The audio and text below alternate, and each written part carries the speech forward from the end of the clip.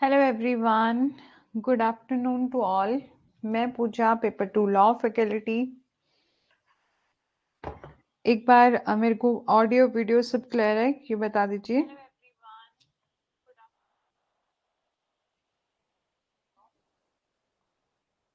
मेरे एक्सेस में तो बिल्कुल बढ़िया है। बाकी आपको कहीं भी ऑडियो वीडियो में कोई इशू आएगा तो मेरे को बता दीजिएगा।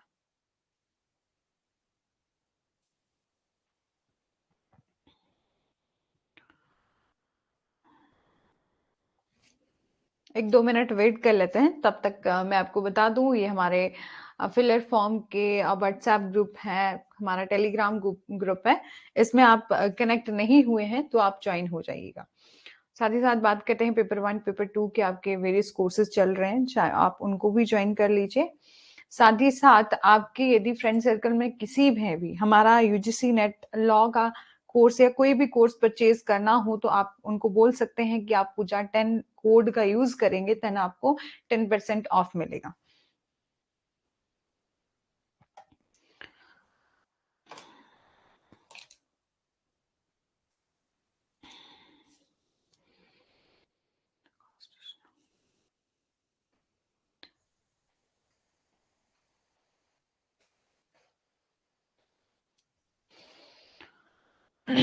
आज की क्लास में हमारी जो लास्ट क्लासेस हुई हैं, लगभग हमारी 16 क्लासेस जो हैं वो कंप्लीट हो चुके हैं। उसमें हमने पूरा जुरिस्प्रूडेंस को कंप्लीट कर लिया है। आज की क्लास में हमने सेकेंड यूनिट कॉन्स्टिट्यूशन लॉ को शुरुआत करना है। यदि आपको कहीं भी उस फर्स्ट यूनिट में कोई डिफिकल्टी आती है तो आप मेरे से बोल सकते हैं, और कोई भी डाउट होता है तो आप बता दीजिएगा। एक दो मिनट वेट कर लेते हैं, फिर स्टार्ट करते हैं। ओके, एक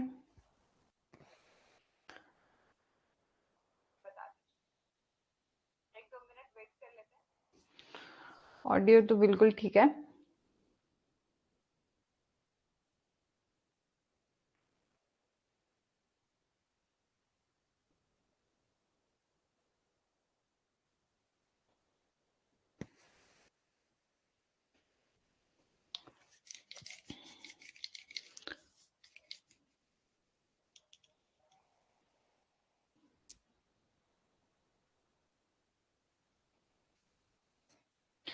बात करते हैं आज के सब्जेक्ट की इंट्रोडक्शन की। तो हमने आज कॉन्स्टिट्यूशन लॉ को डिस्कस करना है, ठीक है। उसमें हम आज की इस लेक्चर में इंट्रोडक्शन देखेंगे, साइलेंट फीचर्स देखेंगे और हिस्ट्री भी देखेंगे। कुछ इसके सोर्सेज जो है जहां से ये कॉन्स्टिट्यूशन जो है बनाया गया है, वो सब हम आज की इस वीडियो में डिस्कस करेंगे। बोला है द कॉन्स्टिट्यूशन ऑफ इंडिया क्या है, तो हमारा जो भारत का संविधान है, ठीक है, इसका क्या परिचय है, क्या इंट्रोडक्शन है। तो constitution of India is the supreme law of India, ठीक है। ये सुप्रीम लॉ ऑफ इंडिया है, ठीक है।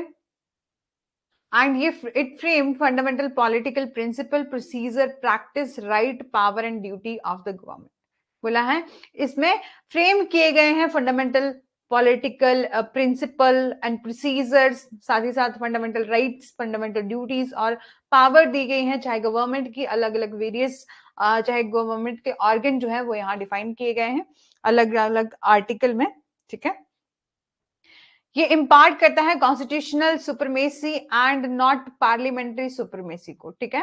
बोला है जो हमारा कॉन्स्टिट्यूशन है ये संवैधानिक सर्वोच्चता प्रदान करता है, न केवल संसदीय सर्वोच्चता प्रदान करता है, क्योंकि यह संसद द्वारा नहीं बल्कि एक संविधान सभा द्वारा बनाया गया था, ठीक है। जब हम देखेंगे इसका हिस्ट्री देखेंगे और कि कहां से लिया गया है हमारा कॉन्स्टिट्यूशन, कौन कौन से अलग अलग वेरियस सोर्सेस से ये बोरो किया गया है, क्योंकि हमारे देश की जो संविधान सभा है, जिन्होंने हमारी जो कॉन्स्टिट्यूशनल असेंबली थी उस टाइम, कॉन्स्टिट्यूट असेंबली जो थी, उन्होंने संविधान को बनाया था। उन्होंने क्या किया था, अलग अलग वेरियस वेरियस कॉन्स्टिट्यूशन से, अलग अलग देशों के कॉन्स्टिट्यूशन से बोरो करके ये सारा ही संविधान जो है इतना बड़ा, जिसको कि supreme and lengthed and written constitution जो है वो बोला जाता है, ठीक है।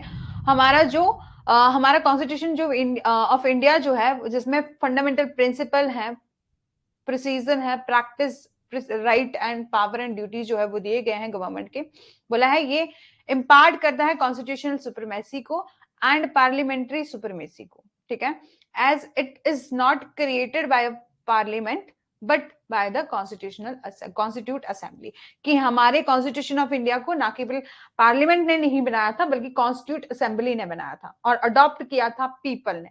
जब हम अपने कॉन्स्टिट्यूशन का प्रियम्बल देखेंगे तो आप देखेंगे कि हमारे प्रियम्बल में लिखा है we the people of India having solemnly resolve, ऐसे वो शुरू होता है कि हम भारत के लोग, ठीक है, यहां से कि इसीलिए बोला है कॉन्स्टिट्यूशन को हमने बनाया है, we the people of India ने बनाया, अडॉप्ट किया हम पीपल ने, ठीक है, और with a declaration in its preamble parliament can not overwrite it, ठीक है। बात करते हैं फंडामेंटल, हमारा जो इंडियन कॉन्स्टिट्यूशन है वो एक वर्ल्ड लॉन्गेस्ट कॉन्स्टिट्यूशन है इंडियन कॉन्स्टिट्यूशन, ठीक है। कमेंसमेंट हुई थी जब उसके जब हमारा कॉन्स्टिट्यूशन जो है वो बनकर तैयार हो गया था, जब इसको इन्फोर्स किया था तो शुरुआत में 395 उसके आर्टिकल थे, ठीक है, एंड 22 पार्ट थे और 8 शेड्यूल थी, ठीक है, 395 आर्टिकल, 22 पार्ट्स एंड 8 शेड्यूल थे, ठीक है। और उसके बाद और बोला है ये it consist of approximately 1,45,000 word, कि हमारे इस संविधान में लगभग 1,45,000 शब्द जो है वो शामिल हैं, ठीक है। और फिर है कि जब हमारा संविधान जो है वो बनाया गया था तो इसको बनाने में 2 वर्ष 11 महीने 18 दिन का समय लगा था, इतना लंबा इतना बड़ा कॉन्स्टिट्यूशन जो है वो बनाया है, ठीक है।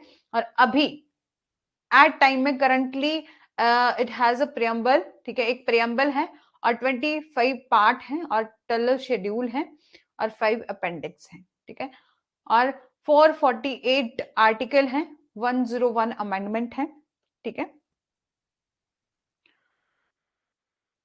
हिस्ट्री देखते हैं तो हमारे कॉन्स्टिट्यूशन ऑफ इंडिया को अडॉप्ट किया गया था 26 November in the year of 1949.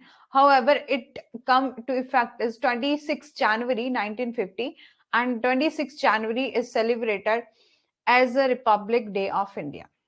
ठीक है, कि हमारे 26 जनवरी को हम जैसे रिपब्लिक डे के रूप में मनाते हैं और उसी दिन हमारे 26 जनवरी को ही हमारा कॉन्स्टिट्यूशन जो है वो इनफोर्स में आया था, इफेक्ट में लाया गया था। यदि आप रिकॉर्डेड भी इस वीडियो को देख रहे हैं तो टाइम नोट कर लीजिएगा, 1:30 जो है वो इसका टाइम है, 2 आवर की क्लास होगी, 1:30 to 3:30 तक हमारी ये क्लास जो है वो चलेगी। तो कल से हमारी इस क्लास को ज्वाइन कर लिएगा टाइम से, ठीक है, ताकि हमें भी समझ में आता रहे कि आप लोगों को समझ में आ रहा है या नहीं आ रहा है।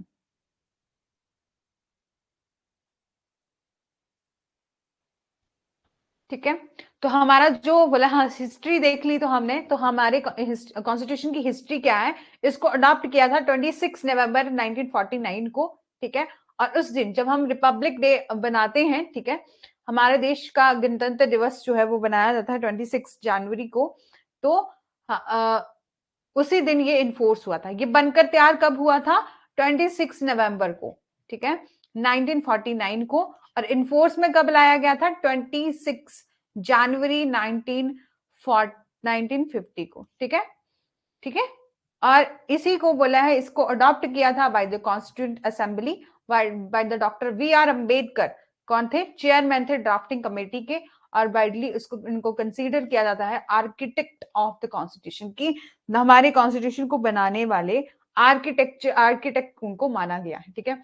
और after the adoption of the Constitution, the Union of India become a contemporary and modern Republic of India, ठीक है। इसीलिए बोला है कि हमारे कॉन्स्टिट्यूशन को बनने में बहुत टाइम लगा था, लगभग 2 वर्ष 11 महीने और 18 दिन का समय जो है लगा था, ठीक है। और साथ ही साथ हमारी जो कॉन्स्टिट्यूशन को बनाया था, ड्राफ्टिंग कमेटी के जो चेयरमैन थे डॉक्टर वी आर अम्बेडकर थे, और उन्हीं को हम क्या बोलते हैं कि उन्होंने और एक और इम्पॉर्टेंट क्वेश्चन कि डॉक्टर वी आर अम्बेडकर ने कौन सा ऐसा आर्टिकल है जिसको heart and soul of the constitution कहा, तो आर्टिकल 32, ठीक है। बहुत ही इंपॉर्टेंट और बहुत ही ज्यादा इंपॉर्टेंट क्वेश्चन, और बहुत ही लार्ज नंबर ऑफ क्वेश्चन जो है वो इस यूनिट से पूछे जाते हैं।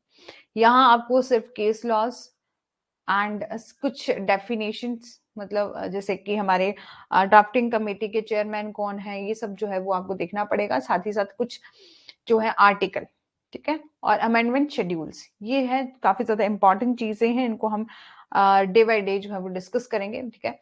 बात करते हैं silent feature of the Indian constitution के, तो ये लॉन्गेस्ट रिटन कॉन्स्टिट्यूशन जो है वो माना गया है ऑल ओवर इंडिया का, ऑल ओवर वर्ल्ड का, ठीक है।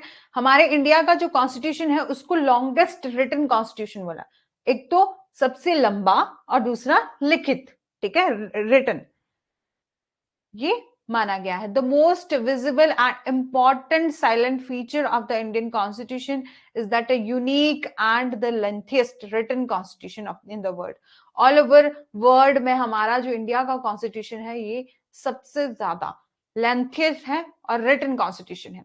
ओरिजिनली जब ये बना था तो गुड़िया आप क्यों नहीं आए हो, कब से मैं आप लोगों का वेट कर रही हूँ। गुड आफ्टरनून, आ जाया करो टाइम से, फिर मेरे को भी कनेक्ट, मतलब एक कनेक्ट करने में अच्छा रहता है ना, कि अब मेरे को पता लगता रहे कि आपको समझ में आ रहा है या किसी को मैं समझा रही हूँ। ऐसे में कब से आप लोग आए नहीं क्लास में। अब आज तो देखो मैंने अपना टाइम भी चेंज कर लिया। कल हम मैं 1 बजे जो है वो आ गई थी, लेकिन आपका पेपर 1 चल रहा था, इसलिए मैंने आज 1:30 तक टाइम ले लिया था कि 1:30 से हम जो है वो स्टार्ट करेंगे, ठीक है।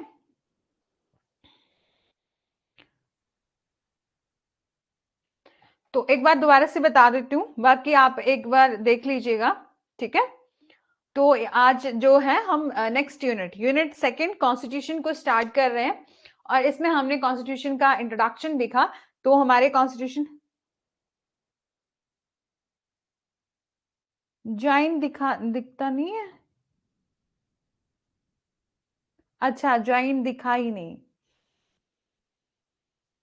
बट आप पता क्या करो, वैसे भी मैसेज तो आता है सभी को। गुड़िया सेंड यूजीसी नेट, आपका बहुत ही अच्छा class. Thank you so much गुड़िया, आपका बहुत अच्छा फीडबैक है। बट शायद आपको मैसेज नहीं आएगा। बट आप ना एक टाइम नोट कर लो, 1:30 जो है उस पर एक्यूरेट आपको आ जाना है, ठीक है। आज नहीं दिखा या डेली नहीं दिखता। जो मैंने क्लास शेड्यूल करी होती है ना, आप उसको उसको क्लिक कर दिया करो, नोटिफाई मी कर दिया करो, ठीक है। हाँ, ओके, ठीक है। बात करते हैं कि हम जो है वो नेक्स्ट यूनिट स्टार्ट कर रहे हैं। इंट्रोडक्शन देख ली थी हमने, देख ली अब तक हमने। यदि आपने पीछे मुड़कर देखना होगा आज, अभी बाकी दिन तो आता है ना, कोई बात नहीं, कल आप 1:30 पर एक्यूरेट आ जाइएगा, ठीक है। ऐसे फोन जो ऊपर नोटिफिकेशन आती है ना, वहां पर आ जाता है। मेरे पास भी, मैं फोन में ही देखती हूँ आपके कमेंट ना, तो वहां पर ऊपर मैसेज आ जाता है, नोटिफिकेशन आ जाती है, उसको क्लिक कर लिया करो, ठीक है। कोई बात नहीं, ठीक है। और बोला है कॉन्स्टिट्यूशन ऑफ इंडिया में, ये हमारा supreme law of the India है, इसको फ्रेम किया है, और इसमें हमारे फंडामेंटल राइट्स हैं, पावर्स हैं, ड्यूटी है ऑफ द गवर्नमेंट है, ठीक है। और ये बोला है हमारा जो इंडियन कॉन्स्टिट्यूशन है उसको पार्लियामेंट ने नहीं बनाया, कॉन्स्टिट्यूट असेंबली ने बनाया था, और अडॉप्ट किया था बाय द पीपल, ठीक है, पीपल के द्वारा, ठीक है।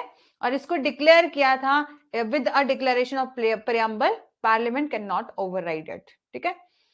और फिर हमने देखा कि जब ये ओरिजिनली बना था तो एक लॉन्गेस्ट कॉन्स्टिट्यूशन था इंडियन कॉन्स्टिट्यूशन। इसके 395 आर्टिकल थे, 22 पार्ट थे और 8 शेड्यूल थी। लेकिन और अप्रोक्सीमेटली इसके वर्ड कितने थे, 1,45,000 जो है इसके वर्ड थे, ठीक है।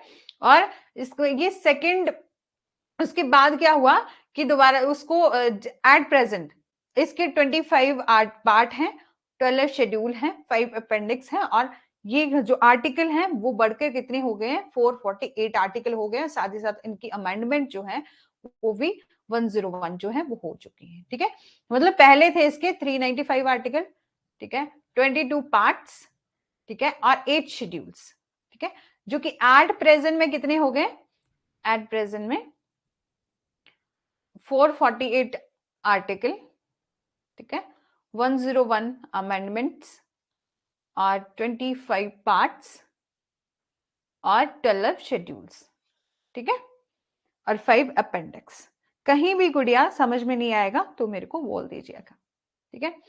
फिर हमने इसकी थोड़ी सी हिस्ट्री देखी थी, और जिसमें लिखा था कि हमारे कॉन्स्टिट्यूशन ऑफ इंडिया को अडॉप्ट किया है 26 नवंबर 1949 को। इस कॉन्स्टिट्यूशन को आपने पहले भी बहुत अच्छे से पढ़ा होगा।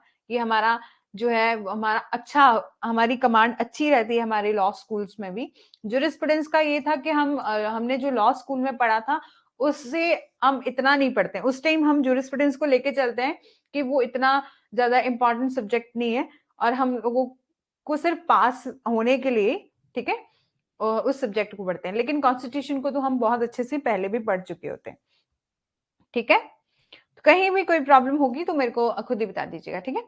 अब हमने हिस्ट्री में देखा कि हमारे 26 नवंबर 1949 को हमारा कॉन्स्टिट्यूशन जो वो बन के तैयार हो गया था, और इसको इन्फोर्स में लाया गया था 26 जनवरी 1950 को, और 26 जनवरी को हम सेलिब्रेट करते हैं रिपब्लिक डे ऑफ इंडिया। और ये अडॉप्ट किया था कॉन्स्टिट्यूशन असेंबली के द्वारा, ठीक है।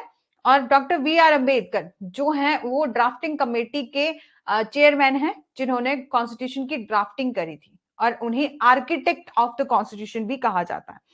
ये इंपॉर्टेंट क्वेश्चन है कि आर्किटेक्ट ऑफ द कॉन्स्टिट्यूशन किसे कहा जाता है, तो डॉक्टर वी आर अम्बेडकर को जो कहा जाता है, ठीक है। और फिर बोला कि एक और क्वेश्चन है इंपॉर्टेंट कि कौन सा ऐसा आर्टिकल है जिसको heart and soul of the constitution कहा है डॉक्टर वी आर अम्बेडकर ने, तो आर्टिकल 32, ठीक है।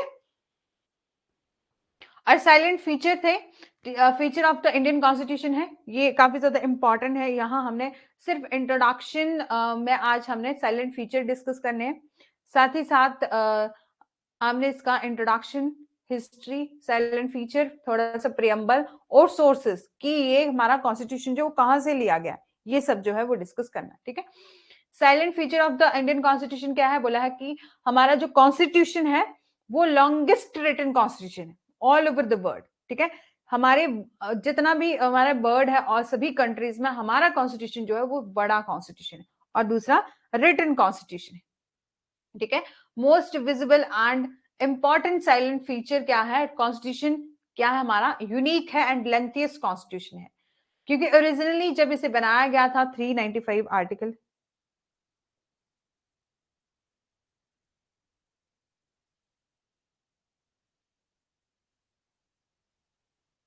मैम 130 क्या लिखे हैं, ये तो मैं ये लिखी थी कि यदि आप रिकॉर्डेड भी देख रहे हैं तो कल को आप कल की क्लास को ज्वाइन कर लीजिएगा 130 पर, ठीक है, ये लिखा है।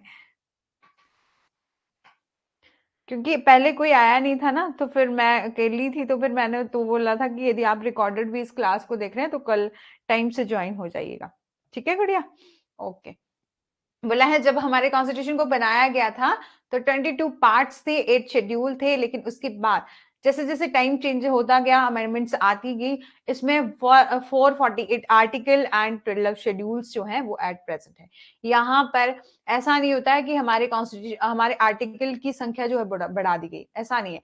जैसे कि हमारा कॉन्स्टिट्यूशन है जिसमें आप पंचायती है, पंचायत वो है ना 243 वाला, जिसमें हमने पंचायत से या म्यूनिसिपैलिटी से रिलेटेड जो आर्टिकल है उसमें अमेंडमेंट करी है और उन आर्टिकल को ज्यादा किया है, तो उस वहां पर 243 ए है, बी है, ऐसे आर्टिकल जो है वो बनाए गए, ठीक है। उन्हीं सभी को ऐड करके 448 आर्टिकल है, 12 शेड्यूल है एट प्रेजेंट। जो हमारा इंडियन कॉन्स्टिट्यूशन है वो फुली रिटन डॉक्यूमेंट है, ठीक है। हमारा जो कॉन्स्टिट्यूशन है पहले तो बोला फुली रिटन डॉक्यूमेंट है, जिसको इनकॉर्पोरेट किया है various law for a proper management of a countries, कि हमारे कॉन्स्टिट्यूशन को जैसे कि आप जानते हैं कि इसको डिफरेंट डिफरेंट कंट्रीज से क्या किया है, बोरो किया गया है। जो हमारा इंडियन कॉन्स्टिट्यूशन है वो कंटेन करता है separate provision of the state, ठीक है। इसमें स्टेट के प्रोविजन भी दिए गए हैं, सेंटर के प्रोविजन भी जो है वो दिए गए हैं, ठीक है। और इनका रिलेशनशिप जी भी जो है, ठीक है। The constitution assembly had borrowed the various provision from the several other constitution of the world, ठीक है। इस जिसको कि बहुत ही डिटेल में बनाया गया है, मतलब हर एक प्रोविजन को। आप देखेंगे कि हमारा कॉन्स्टिट्यूशन जो है वो इतना बड़ा है, ठीक है। यदि इतना बड़ा कॉन्स्टिट्यूशन जो है, जहां पर आपको पहले फंडामेंटल, जैसे कि हमारा इंट्रोडक्शन आ जाता है, फिर उसके बाद हमारा स्टेट आ जाता है, स्टेट की डेफिनेशन आ जाती है, फिर फंडामेंटल राइट आ जाते हैं, फिर फंडामेंटल ड्यूटी आती है, फिर साथ ही साथ हमारे साथ एक जैसे प्रेसिडेंट से रिलेटेड प्रोविजन आ जाते हैं, वाइस प्रेसिडेंट से, मतलब पहले सेंटर को कवर किया गया, फिर स्टेट को कवर किया है, फिर यूनियन टेरिटरी से रिलेटेड भी प्रोविजन है, फिर उन्हीं के बाद हमारा जुडिशरी के प्रोविजन भी है, सुप्रीम कोर्ट, हाई कोर्ट, सभी जो है अलग अलग प्रोविजन जो है वो दिए गए हैं, ठीक है। और हमारा जो कॉन्स्टिट्यूशन, यहाँ पर किसी भी चीज को, जैसे हमारे जो स्टेट के होते हैं ना ऑर्गन, स्टेट की जो एडमिनिस्ट्रेटिव एजेंसीज होती हैं, उन सभी को भी कवर किया गया लगभग। तो एक मतलब कुछ कुछ चीजें हैं जिनको कवर नहीं किया गया, उनसे रिलेटेड भी अलग से रूल जो है वो बनाए गए, ठीक है। तो फिर हमने पंचायत को, म्यूनिसिपैलिटी को, सभी कवर कर दिया, बोला है। इसलिए हमारा जो कॉन्स्टिट्यूशन वो बनाया गया वो बिल्कुल डिटेल में बनाया गया, ठीक है। There are some separate provision है फॉर शेड्यूल ट्राइब्स और other backward classes and children, women को लेकर अलग अलग से इसमें बताया गया है, अलग अलग प्रावधान जो है वो किए गए हैं, ठीक है। फिर बोला है सिंगल सिटीजनशिप है, हमारे इंडियन कॉन्स्टिट्यूशन में प्रोवाइड किया है for the single citizen for all citizen of India, ठीक है। हमारे ऐसा नहीं है कि हम, जैसे कि फॉर एग्जांपल आप राजस्थान से बिलोंग करते हैं और एक है हमारी ऑल ओवर द इंडिया, कि आपको राजस्थान की भी सिटीजनशिप मिलेगी और इंडिया की भी मिलेगी, ऐसा नहीं है। हमारे पूरे देश में सभी लोगों को सिंगल सिटीजन, इंडियन सिटीजन की नागरिकता जो है वो मिली है, ठीक है। तो बोला है हमारा कॉन्स्टिट्यूशन प्रोवाइड करता है सिंगल सिटीजन और the country, all the citizen of the India, और इंडिविजुअल में बिलोंग करते हैं सर्टेन स्टेट से, यूनियन टेरिटरी से, किसी भी इंडिविजुअल, कोई भी इंडिविजुअल वो किसी भी स्टेट से बिलोंग करता हो, किसी भी यूनियन टेरिटरी से बिलोंग करता हो, बट ऐसा माना जाता है कि वो क्या है, इंडियन है, वो सिटीजन है इंडिया का, ठीक है। Every one is a citizen of India who on the 26 January 1950 had a domicile in India, बोला है कि जो के क्या बना है, जो हर कोई भारत का नागरिक है, जो कि 26 जनवरी 1950 को भारत में अधिवास था। जब हमारा कॉन्स्टिट्यूशन जो है वो लागू हुआ था, उसके बाद जो है, मतलब उस टाइम जो वहां का डोमिसाइल था, वहां रहने वाले लोग जो थे, उनको सिटीजनशिप मिली हुई है हमारे इंडिया की। बोला है उसके कुछ प्रावधान भी हैं कि जो कि बॉर्न हुआ है इंडिया में, आइदर ऑफ दोज पेरेंट्स, जिसके पेरेंट्स बॉर्न हुए हैं इंडिया में, ठीक है। जैसे कि हम लेते हैं ना कि जैसे हिंदू मैरिज एक्ट में भी है कि हु इज अ हिंदू, जो कि फैमिली में पैदा हुआ है, हिंदू फैमिली में पैदा हुआ है, जिसके पेरेंट्स हिंदू हैं, ऐसा। वैसे ही सिटीजनशिप का भी प्रोविजन है कि जो लोग 26 जनवरी 1950 को वहां थे, हमारे इंडिया में थे, चाहे वो यहाँ पैदा हुआ है या तो वो उसके पेरेंट्स यहाँ पैदा हुए हैं, मतलब पहले वो पेरेंट्स जो है यहाँ रहते थे, उसके बाद वो कहीं और भी चले गए थोड़े टाइम के लिए, लेकिन यहाँ तक वो, उसके पेरेंट्स जो है वो इंडिया में पैदा हुए थे, तो यहाँ पर उसको सिटीजनशिप जो है वो मिल जाएगी, ठीक है। भारत में सामान्य रूप से कम 5 साल के लिए निवासी होने पर भी वे सभी नागरिक समान स्वतंत्रता और सुरक्षा के हकदार हैं, ठीक है। बोला है had been ordinary resident in India for not less than 5 years. All those citizens are further entitled to equal freedom, right and protection. ठीक है, सभी लोगों को बोला है आपको कम से कम कितने 5 सालों तक अपने इस कंट्री में रहते हुए होना चाहिए, इंडिया में रहते हुए होना चाहिए। उसके बाद सभी लोगों को बोला इक्वल फ्रीडम मिल जाती है, इक्वल राइट मिल जाते हैं, प्रोटेक्शन जो है वो मिल जाती है। फिर है थर्ड, क्या है हमारा साइलेंट फीचर। यहाँ हम साइलेंट फीचर में पूरे ऑल ओवर हमारे कॉन्स्टिट्यूशन में क्या क्या दिया गया है वो सभी डिस्कस कर लेंगे, क्योंकि हमारा ये इंट्रोडक्शन पार्ट रहेगा बहुत ही अच्छा और लेक्चर रहेगा हमारा। यहाँ हम सभी जितना भी कॉन्स्टिट्यूशन का क्रक्स है उसको देख लेंगे, ठीक है। फंडामेंटल राइट्स में है, बोला हमारे इंडियन कॉन्स्टिट्यूशन में प्रोवाइड किया है provision of the fundamental right of the citizen, जो गारंटी करते हैं पार्ट थर्ड सी, जिसमें से आर्टिकल 12 टू 35 जो है वो राइट दिए गए हैं, फंडामेंटल राइट, जिसको कि हम इंडियन बिल ऑफ राइट भी कहते हैं, ठीक है। और जिसको कि फंडामेंटल राइट को एक और नाम से जाना जाता है, मैग्ना कार्टा, ठीक है, Magna carta of the constitution भी कहा जाता है फंडामेंटल राइट्स को, ठीक है। एक अलग से एक इंपॉर्टेंट चीज याद रख लीजिएगा, ठीक है। आप भी बोलते हो कि मैडम आधी आधी चीजों को मतलब बोलती नहीं है, ठीक है। और after the 44th amendment act 1979 had presently 6 fundamental right in our constitution, बोला है कि 44th जो हमारा कॉन्स्टिट्यूशन अमेंडमेंट हुई थी, ठीक है, उसके बाद हमारा जो फंडामेंटल राइट है वो 6 रह गए हैं, क्योंकि इससे पहले हमारा एक राइट होता था, राइट ऑफ प्रॉपर्टी जो है वो भी होता था, लेकिन उसके बाद वो उसको हमने लीगल राइट बना दिया गया फंडामेंटल राइट से निकाल के, ठीक है। यहां तक समझ में आ रहा है गुड़िया? एक और कोई ज्वाइन हो गया अभी, आई थिंक पूनम होंगे, ठीक है। फिर बोला है हमारे कॉन्स्टिट्यूशन में 6 फंडामेंटल राइट हैं, वो कौन कौन से हैं? तो पहला तो बोल दिया राइट टू इक्वालिटी, ठीक है। ये हम कॉन्स्टिट्यूशन कर रहे हैं, कोई भी न्यू आए हैं कोई, तो कॉन्स्टिट्यूशन का हम साइलेंट फीचर देख रहे हैं। इसमें हम सारी ही जितना भी कॉन्स्टिट्यूशन में नेक्स्ट पढ़ेंगे उनको आज ही डिस्कस कर लेंगे साइलेंट फीचर में। रश्मि, रश्मि आप कल से आप लोग टाइम नोट कर लीजिएगा, 1:30 PM पर आपको यहाँ आ जाना है, क्लास को ज्वाइन करना है, ठीक है। गुड आफ्टरनून रश्मि, कल भी नहीं, रश्मि तो कल भी नहीं थे शायद, पता नहीं लगा, कल तो फर्स्ट क्लास थी ना, लेकिन आज मैं बता दे रही हूँ कि 1:30 पर आपको आ जाना है, ठीक है, एक्यूरेट टाइम।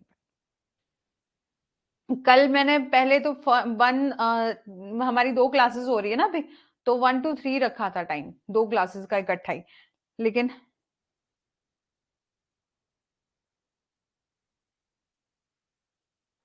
अच्छा भूल गए थे, अच्छा कोई बात नहीं रश्मि, कल से मत भूलना, ठीक है। तो पहले हमने 1 to 3 रखा था, लेकिन फिर फर्स्ट पेपर 1 की भी आपकी क्लासेस हो रही थी, तो मैंने देखा कि गुड़िया और वो कल आए थे पूनम दोनों ही, तो वो 15 मिनट लेट आए थे, इसलिए मैंने आज टाइम 1:30 कर दिया है, 1:30 to 3:30, ठीक है। 2 2 आवर का हमारी क्लास होगी, 2 क्लासेस इकट्ठे ही ले लेंगे, जिससे हमारा सिलेबस वो जल्दी हो जाएगा, ठीक है। अच्छा गाँव गए थे, कोई बात नहीं रश्मि, आप रिकॉर्डेड देख लेना, रिकॉर्डेड अभी कल परसों बोल रहे थे वो पूनम की उनको रिकॉर्डेड नहीं मिल रही, लेकिन अभी मंडे से सब कुछ ठीक हो गया, मैंने देखा था ऐप में भी। हाँ, राइट टू इक्वालिटी गुड़िया ने पूरा डिस्कस कर दिया, ठीक है। हमारे हम फंडामेंटल हमारे रश्मि, आप एक बार इसको बैक करके देख लीजिएगा, ठीक है। 2 बार डिस्कस कर लिया है, हमारी गुड़िया भी नहीं आई थी ना पहले। ऑलवेज टाइम, हाँ ऑलवेज टाइम 1:30 ही होगा, ठीक है। ठीक है, हम साइलेंट फीचर ऑफ कॉन्स्टिट्यूशन देख रहे हैं, जिसमें हमने फर्स्ट कर लिया है लॉन्गेस्ट रिटन कॉन्स्टिट्यूशन, बोला है हमारा इंडियन कॉन्स्टिट्यूशन जो है वो लॉन्गेस्ट है और रिटन कॉन्स्टिट्यूशन है। एक बार रश्मि आप बैक करके देख लीजिएगा, ठीक है।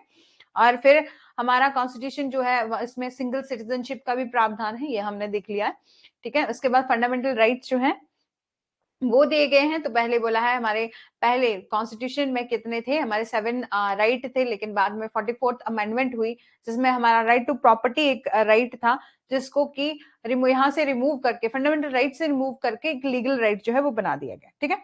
जो कि हमारा फर्स्ट फंडामेंटल राइट है, राइट टू इक्वालिटी, ठीक है, जो प्रोवाइड करता है equality before law and equality of opportunity and equal protection of law की बात करता है। ये क्या करता है, it also and discrimination and abolish untouchability and titles. जब हम फंडामेंटल राइट का टॉपिक पढ़ेंगे तो हम इसको ब्रीफ में डिस्कस करेंगे, एक एक राइट को, एक एक आर्टिकल को, और उसके साथ केस लॉजेस भी देखेंगे, ठीक है। फिर है right to freedom, second fundamental right है, गुड़िया ने सब कुछ लिख दिया है, ठीक है। राइट टू फ्रीडम, जिसमें the fundamental right further 6 kind of freedom बताई गई है, right freedom of speech and expression, freedom to assemble peacefully without arms, की आपको कहीं भी भाषण देने की, अभिव्यक्ति करने की जो है वो स्वतंत्रता है, ठीक है। और साथ ही साथ कहीं भी बिना हथियारों के शांति से आप इकट्ठा हो सकते हैं, आप उसकी भी आपको स्वतंत्रता है। साथ ही साथ बोला है संघ बनाने का, एक फ्रीडम टू फॉर्म एसोसिएट, ठीक है। हाँ, article 14 and article 19 and freedom to form association, ठीक है, हमें संघ बनाने की स्वतंत्रता है। और साथ ही साथ बोला है freedom to move freely in India, हम कहीं भी इंडिया में कहीं भी क्या कर सकते हैं, रह सकते हैं, स्वतंत्र रूप से स्थानांतरित करने की स्वतंत्रता है, ठीक है। Freedom to reside in any part of India, ठीक है, किसी भी हिस्से में हम क्या कर सकते हैं, देश के किसी भी हिस्से में रह सकते हैं।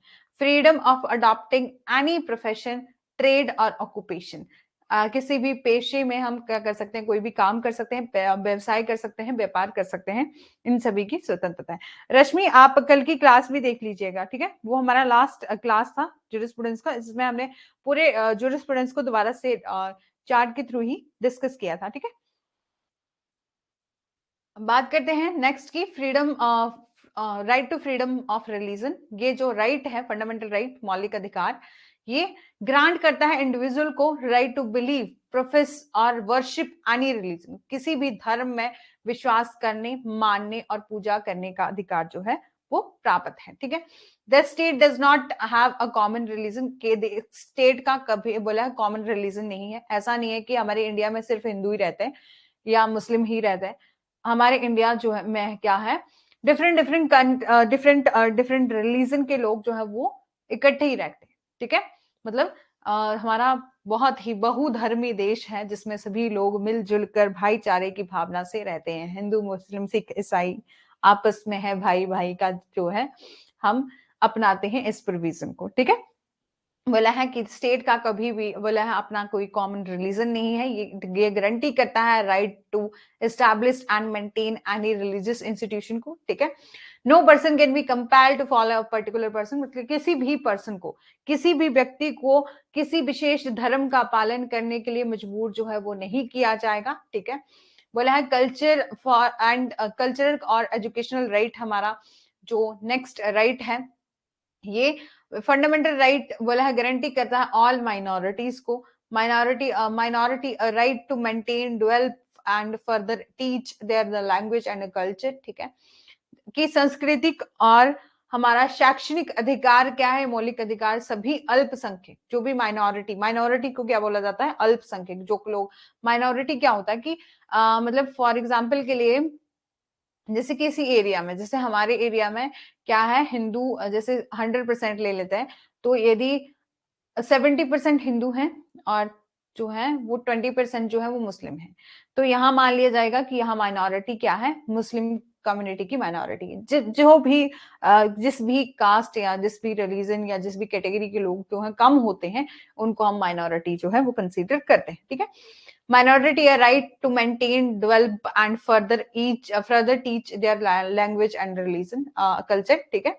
ये जो राइट है वो बात करता है अल्पसंख्यक को अपनी भाषा और संस्कृति को बनाए रखने के लिए, ठीक है, कि हम अपनी संस्कृति और भाषा को क्या कर सकते हैं, यूज कर सकते हैं। हमें कोई ऐसा नहीं बोल सकता, ऐसा तो नहीं होता कि जैसे मैं जिस एरिया में रहती हूँ उनकी अपनी कोई जो लोकल लैंग्वेज है वो अपनी होगी, तो मेरे को ये तो नहीं बोला जा सकता कि मैं अपनी जो भाषा है अपनी भाषा का यूज नहीं करूंगी।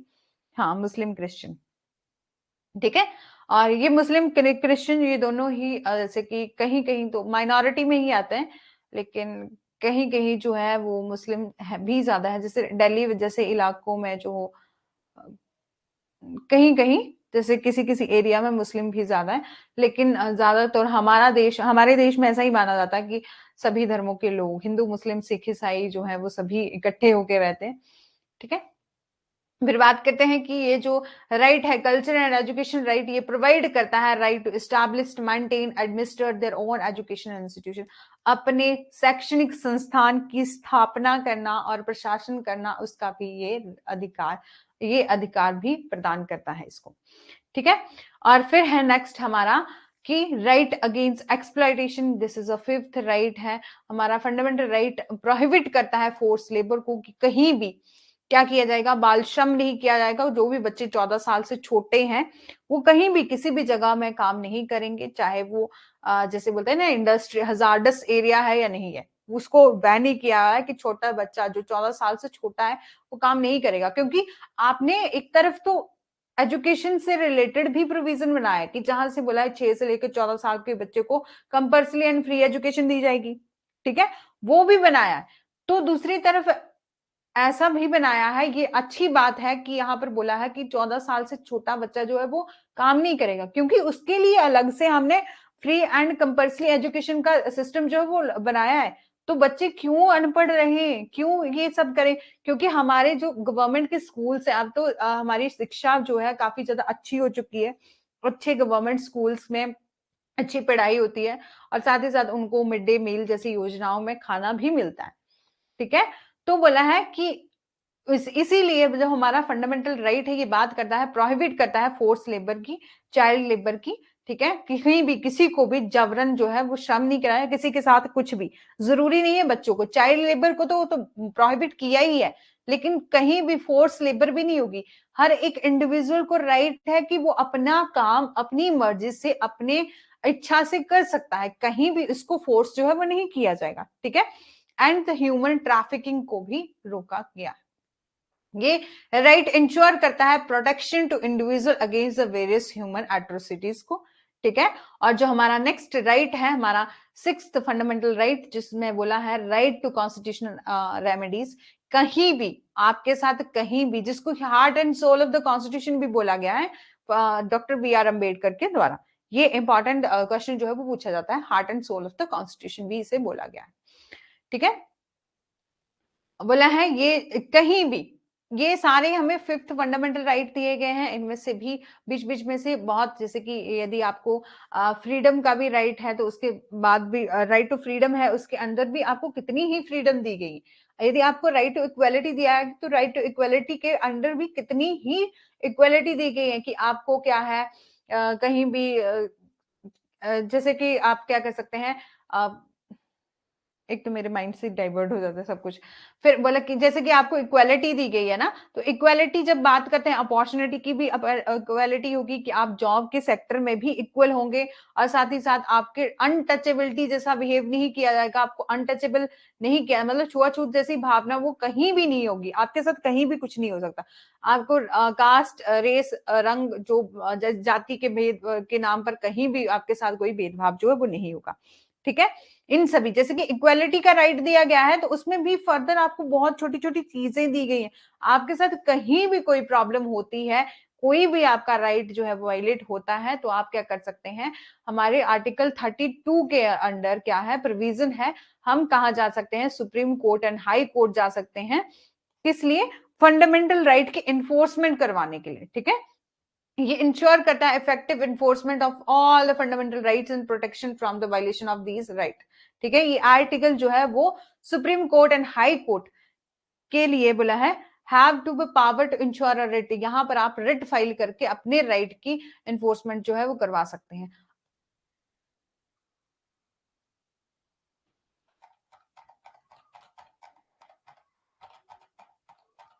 एक मिनट,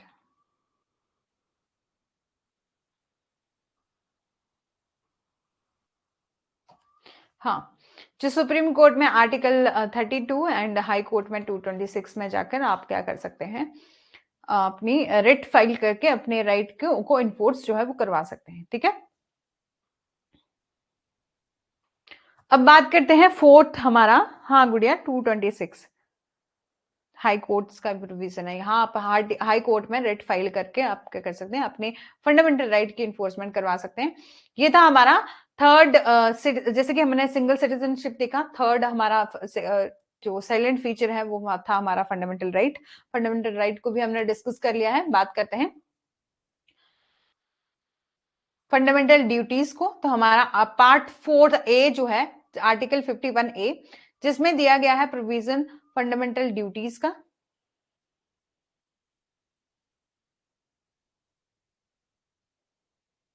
फंडामेंटल ड्यूटी का प्रोविजन दिया है ऑफ द कॉन्स्टिट्यूशन, जो डिस्क्राइब करता है वेरियस फंडामेंटल ड्यूटीज, ठीक है। लगभग हमारी 11 फंडामेंटल ड्यूटीज हैं, ठीक है, जिसमें लास्ट ऐड किया गया था आपका फ्री एंड कंपल्सरी, वो सॉरी, जिसमें एजुकेशन की, कि हर एक पर्सन, हर एक माता पिता का एक अभिभावक द्वारा एक उसके बच्चे को 6 वर्ष से लेकर 14 वर्ष के बीच में आयु के लिए क्या है, शिक्षा के अवसर को दिलवाना है। मतलब एक पेरेंट्स की ड्यूटी है कि वो क्या करेंगे, हर अपने बच्चों को कंपल्सरी एजुकेशन जो है वो प्रोवाइड करेंगे। ये ड्यूटी दी गई पेरेंट्स की, इसको बाद में ऐड किया गया था। ठीक है, बात कर लेते हैं फंडामेंटल ड्यूटीज की। तो हमारा फंडामेंटल ड्यूटी को याद रखिएगा, पार्ट 4A। ठीक है, एक तो ये चीज याद रखनी है, पार्ट 4A एंड आर्टिकल हमारा 51A। ठीक है, ये दो चीजें। उसके बाद बोला है कि ये डिस्क्राइब करता है various fundamental duty of every citizen. ठीक है, दोज फंडामेंटल ड्यूटीज क्या है, 6 to, हाँ, कंपल्सरी एजुकेशन, वही वाला सिस्टम है। जो जो हमारा हमें राइट दिया गया ना, जैसे आर्टिकल 21A में राइट टू एजुकेशन का राइट है, उसी चीज को यहाँ पर बोला गया, फंडामेंटल ड्यूटी में बोला गया। बट यहाँ ड्यूटी समझ के बोला है कि एक पेरेंट्स की ड्यूटी बोला गया है यहाँ पर। ठीक है, ऐसा नहीं होता। और दूसरा कि फंडामेंटल ड्यूटी जो है वो कोर्ट में इन्फोर्सिबल नहीं होती। उनको जो है वो ऐसा नहीं है कि कहीं भी ड्यूटी की वायलेशन हो रही है तो आप उनको कोर्ट में घसीट सकते हो या कोर्ट में उनके खिलाफ केस फाइल कर सकते हो, ऐसा नहीं है। लेकिन हाँ, कि जब हमें हमारे इतना बड़ा कॉन्स्टिट्यूशन बनाया गया है और हमें जो है वो ड्यूटी दी गई है, तो हमारा फर्ज बनता है कि देश के नागरिक होने के नाते हमें ये ड्यूटीज जो है वो फुलफिल करनी चाहिए। ठीक है, हमारा फर्स्ट मौलिक कर्तव्य क्या है, फंडामेंटल ड्यूटी क्या है, संविधान की पालना करना और उसके आदर्शों और संस्थानों का सम्मान करना है। बोले to avoid by a constitution and respect its deal and institution. ठीक है, as well as respect of the national flag and national anthem, राष्ट्रीय ध्वज और राष्ट्रगान का सम्मान करना। ठीक है, फिर बोला है to cherish and noble ideal of the fundamental struggler, sorry freedom struggler, जिन्होंने भी हमारे स्वतंत्रता संग्राम के महान आदर्शों को क्या किया है, और फ्रीडम स्ट्रगलर जो हैं वो उनको उनकी क्या करना, रिस्पेक्ट करना। ठीक है, स्वतंत्रता संग्राम के महान आदर्शों को संजोना। ठीक है, और जो भी हमारे फ्रीडम स्ट्रगलर होते हैं उनको भी रिस्पेक्ट देना जो है हमारा एक अलग से राइट कर्तव्य होता है। ठीक है, और टू अपहोल्ड करना एंड प्रोटेक्ट करना unity and sovereignty and integrity, क्या करना, भारत में एकता, संप्रभुता और अखंडता को बनाए रखने के लिए उसकी रक्षा करना। ठीक है, और जो डिफेंड करना कंट्री को, देश की रक्षा करना, और ऐसा करने के लिए बुलाए जाने पर राष्ट्र सेवा प्रदान करना। मतलब जब भी आपको मौका मिले तो देश की सेवा करने के लिए हमेशा तैयार रहना। ठीक है, ऐसा तो मतलब हमें तो ड्यूटी बहुत ज्यादा दी गई, लेकिन हम कहीं कहीं ही उनको फॉलो करते हैं। ऐसा तो होता नहीं है कि जब भी हम देश की रक्षा करें। अब तो जैसे कि देश की रक्षा तो सबसे बड़ी रिस्पॉन्सिबिलिटी हमारी इंडियन आर्मी और डिफेंस सर्विसेज जो है वो उन्हीं को दी जाती है। लेकिन आजकल तो बहुत जॉब के लिए ही इतने ज्यादा लोग जो है वो इतनी जॉब्स नहीं मिल रही हैं, तो सबसे ज्यादा उनका यही होता है कि यदि आप इंडियन आर्मी या डिफेंस सेक्टर में जाएंगे तो आपको अच्छी बढ़िया जॉब मिल जाएगी, है ना, यही होता है। गुड़िया, रश्मि, समझ में आ रहा है आपको? आप दोनों ना टाइम से क्लास में आ जाइएगा, ऐसे मैं कनेक्ट कर पाती हूँ, अदरवाइज फिर। ठीक है, बात करते हैं नेक्स्ट फंडामेंटल ड्यूटी की। बोला है टू प्रमोट करना harmony and spirit of a common brotherhood की भावना को क्या करना, प्रमोट करना। ठीक है, कि धार्मिक, भाषाई और क्षेत्रीय और अनु जो भाग्य विधि विविधताओं है। ठीक है, मतलब ब्रदरहुड की भावना होती है कि जैसे आपस में सभी लोग जो है वो मिलजुल कर रहे हैं, हिंदू मुस्लिम विदाउट मतलब कोई रिलीजियस आप डिस्क्रिमिनेशन ना करके आप सभी जो है मिलजुल कर रहते हैं, उसको बोलते हैं ब्रदरहुड। ठीक है, बोला टू प्रमोट करना harmony and spirit of a common brotherhood among all the people of India is a transcending religious, linguistic, religious, regional and sanctional diversity. ठीक है, मतलब और बढ़ावा देना महिलाओं की गरिमा के लिए अपमानजनक प्रथाओं का त्याग करना। जो भी चीजें जो है वो हमारे देश में गलत है और जिससे क्या हो रहा है, कोई महिला का भी अपमान हो रहा है, उनको त्याग कर देना। जैसे कि हमारी सती प्रथा थी, या जो विधवा पुनर्विवाह का जो था, बोले उसी इन सभी चीजों को क्या कर देना, त्याग कर देना। जो भी चीजें जो क्या करें, महिलाओं की गरिमा को ठेस पहुंचाएं, उनको अपमान करें, इन सभी का क्या कर देना, त्याग कर देना है। ठीक है, और to value and preserve the rich heritage of the exquisite culture. मतलब जो भी हमारी विरासत की चीजें हैं, हमारी संस्कृति को बढ़ावा देती हैं, जैसे कि कोई कोई जैसे तुम्हारा ताजमहल हो गया, हमारी कुतुब मीनार होगी, जैसे ये जो हेरिटेज चीजें हैं आपकी, जो एक हमारे देश की सुंदरता को बढ़ाती हैं, बोले उसको प्रिजर्व करना, ठीक है।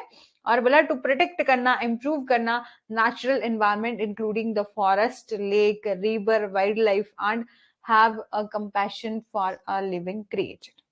ठीक है, कि मतलब कि आप देश की जितनी भी नदियां हैं, झीलें हैं, वन्य जीव जो भी हैं, उनको सुरक्षा करना, सुधार करना और जीवित प्राणियों के लिए करुणा रखना।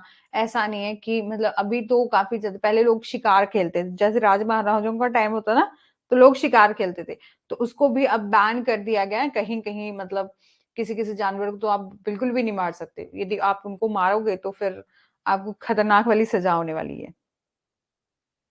हाँ, सबकी रक्षा करना। हाँ, और सबकी रक्षा करना, साथ ही साथ करुणा की भावना रखना, मतलब दया की भावना रखना इन जानवरों के प्रति, ठीक है। और डेवलप करना scientific temper is a humanism and the spirit of inquiry and reform. बोला है वैज्ञानिक स्वभाव, मानवता और जांच के और सुधारों की भावना जो है वो विकसित करना। फिर बोला सेफ गार्ड करना पब्लिक प्रॉपर्टी को, कि हमारे देश में जो भी पब्लिक प्रॉपर्टी है, ऐसा नहीं है जो कि जैसे फंडामेंटल ड्यूटी बनती है हमारी की, हम क्या करेंगे पब्लिक प्रॉपर्टी की सुरक्षा करेंगे और उसको क्या करेंगे, हिंसा को और हिंसा को छोड़ देंगे, ठीक है।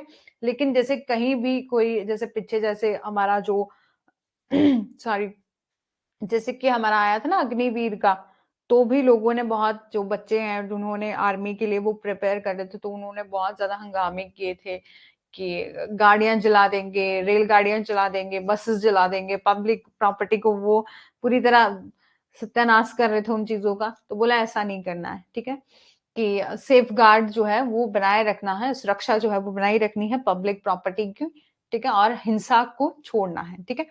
और to strive toward the excellence in all aspects of individual and collective activities so that the nation constantly raise to higher level of endeavor and achievement। कि व्यक्तिगत और सामूहिक गतिविधियों के सभी क्षेत्रों में उत्कृष्टता और दीक्षा और प्रयास, दीक्षा में प्रयास, ताकि राष्ट्र लगातार प्रयास करता रहे। मतलब हमें वही चीजें करनी चाहिए, मतलब वो चीजें भी करनी चाहिए जिससे देश की, अपनी ही नहीं बल्कि देश की भी इकोनॉमी स्ट्रांग हो और देश का भी उपलब्धि मिले, उच्च स्तर तक हमारा देश भी जो है वो बढ़े, ठीक है। बात करते हैं हमारा जो नेक्स्ट और लास्ट फंडामेंटल ड्यूटी है कि प्रोवाइड करना opportunity for education by the parents और अ गार्डियन। जो भी गार्डियन है या पेरेंट्स हैं, उनकी रिस्पॉन्सिबिलिटी है कि वो बच्चों को क्या करेंगे, जितनी भी जैसे 6 to 14 ईयर के उनके बच्चे हैं, उनको कंपल्सरी एजुकेशन जो है वो दिलवाएंगे, कि फंडामेंटल ड्यूटी भी बनाया गया है। क्योंकि कहीं ना कहीं पेरेंट्स ही जो है वो एक बच्चों की जिंदगी बनाने वाले होते हैं और बिगाड़ने वाले भी होते हैं। ऐसा तो कभी नहीं चाहते कोई भी पेरेंट्स कि हमारे बच्चों की जिंदगी बिगड़े, लेकिन कुछ कुछ घरों के हालात ऐसे होते हैं जिनके कारण वो अपने बच्चों को पढ़ा नहीं पाते। लेकिन बोला है कि अब जो, जब गवर्नमेंट ने ही हमारी इतनी स्कीम्स चला दी हैं कि आपको फ्री एंड कंपल्सरी एजुकेशन दी जा रही है, और साथ ही साथ अब तो बहुत ज्यादा स्कॉलरशिप के भी प्रोविजन बनाए गए हैं, ताकि आपको, यदि आप हायर स्टडीज में भी जा रहे हो और आप जो है वो पॉवर्टी लाइन में आते हैं, तो आपको शिक्षा के क्षेत्र में सभी को जैसे फ्री एजुकेशन जो दी जाएगी, साथ साथ स्कॉलरशिप भी दी जाएगी टाइम टू टाइम, ताकि आप जो है हायर स्टडीज जो है वो कर सके, ठीक है। ये थे हमारे फंडामेंटल ड्यूटीज का एक silent feature of the constitution. और फिर हम directive principle of state policies, ठीक है, ये पार्ट 4 है, ठीक है, of the Indian constitution with the deal करता है directive principle of the state policy से। ये this part of the constitution mention करता है certain guideline of the state. ये जो है वो किसी इंडिविजुअल के लिए नहीं है, ऐसा नहीं है कि फंडामेंटल, जैसे कि फंडामेंटल ड्यूटी किसकी है, हमारी है, हम जो देश के नागरिक है ना, उनकी रिस्पॉन्सिबिलिटी है, वो उनकी ड्यूटी बनती है, ठीक है।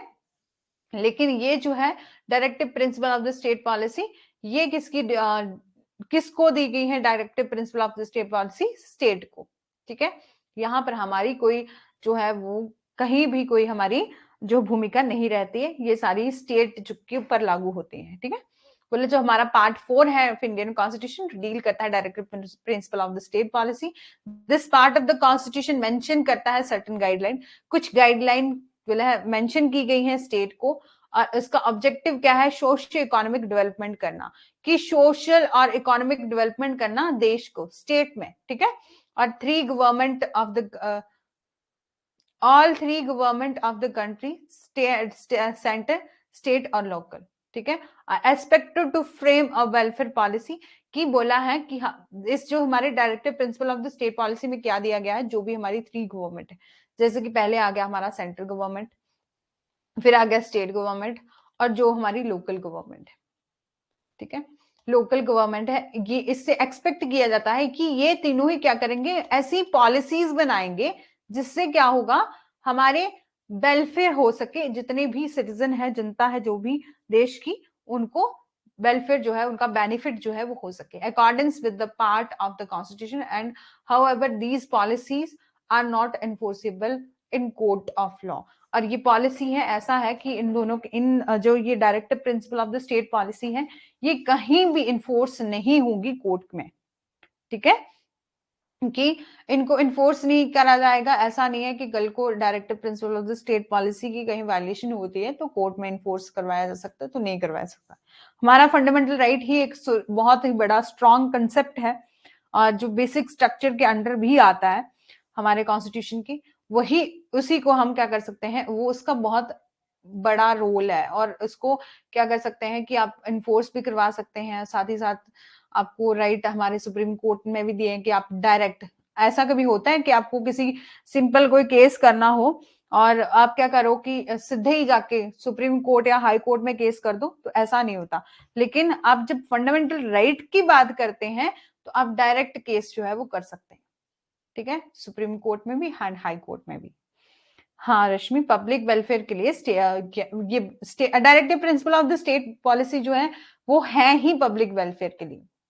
बोला है यहाँ पर सिर्फ ये दिया गया है, कुछ गाइडलाइन दी है स्टेट को।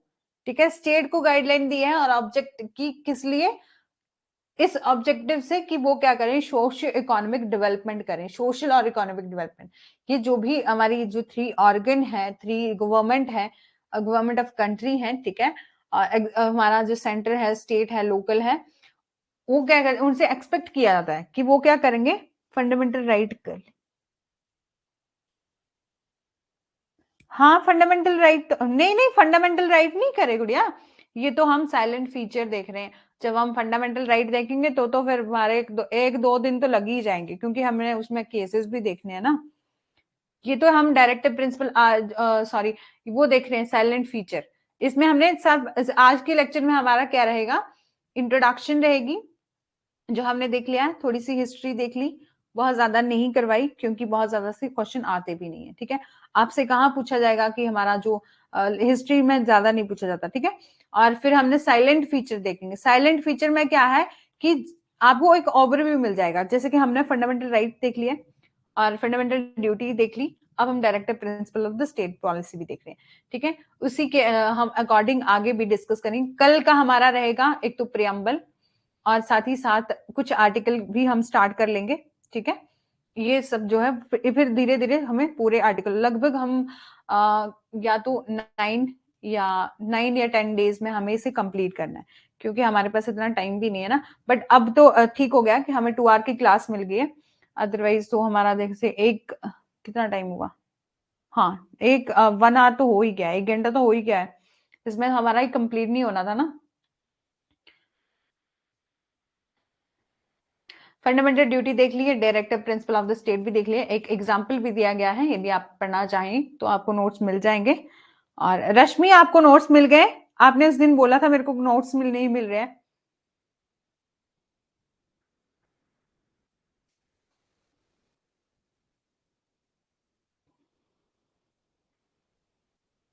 बात करते हैं फंडामेंटल राइट्स, जो हमारी direct sorry silent feature of the constitution है, जिसमें हमने directive principle of the state policy देख लिया है। जी मैम, ओके, ओके रश्मि, आपको मिल गया ना? हाँ, हमने ना पूरे जो ज्यूरिस्प्रूडेंस है उसके सभी नोट्स जो है वो अपलोडेड कर दिए। उनमें से आप सभी को देख लीजिएगा, बहुत ब्रीफ में डिस्कस किए कल। जैसे कि हमारा जो लास्ट टॉपिक थे डेवलपमेंट और पोस्ट पॉजिटिविज्म जो है, वो बहुत ही मुश्किल से, मेरे को भी बहुत मुश्किल से मटेरियल मिला। जैसे मैंने जब देखा था ऑनलाइन भी, तब भी उसकी कोई वीडियो भी नहीं थी, ठीक है। और बहुत मुश्किल से ये मटेरियल मिल रहा था, लेकिन कहीं ना कहीं से थोड़ा बहुत मटेरियल जो है वो इकट्ठा किया है और वहां अपलोड किया हुआ है, ठीक है। और यहाँ से बहुत ज्यादा क्वेश्चन भी आते भी नहीं है, इतना भी मेरे को पता है। बट ये था कि हमारे कोर्स में था, तो हमें कोई भी टॉपिक जो है वो छोड़ना नहीं था, ठीक है। ये हमारा नेक्स्ट साइलेंट फीचर है, mixture of the rigidity and flexible. बोला है हमारा कॉन्स्टिट्यूशन क्या है, कॉन्स्टिट्यूशन क्या है, फ्लेक्सिबल भी है, कठोर भी है और लचीला भी है, ठीक है। क्योंकि लचीला क्यों है कि जब हम फंडामेंटल राइट सॉरी हमारे कॉन्स्टिट्यूशन में अमेंडमेंट करते हैं तो हम कर सकते हैं, जैसे कि हमारा आर्टिकल 368 बात करता है अमेंडमेंट ऑफ द कॉन्स्टिट्यूशन में, ठीक है। तो वहां पर हम अमेंडमेंट भी कर सकते हैं। बोला है the constitution of India set to the perfect mixture of the rigidity and flexibility. हमारा जो भारतीय संविधान है उसको कठोर और लचीलापन का मिश्रण है। ये ना तो पूरा कठोर है ना तो पूरा लचीला है, ठीक है। क्योंकि संविधान के कुछ प्रावधानों को बहुत आसानी से संशोधित किया जा सकता है। ये जब हम रिजिडिटी और फ्लेक्सिबिलिटी का कंसेप्ट पढ़ते हैं,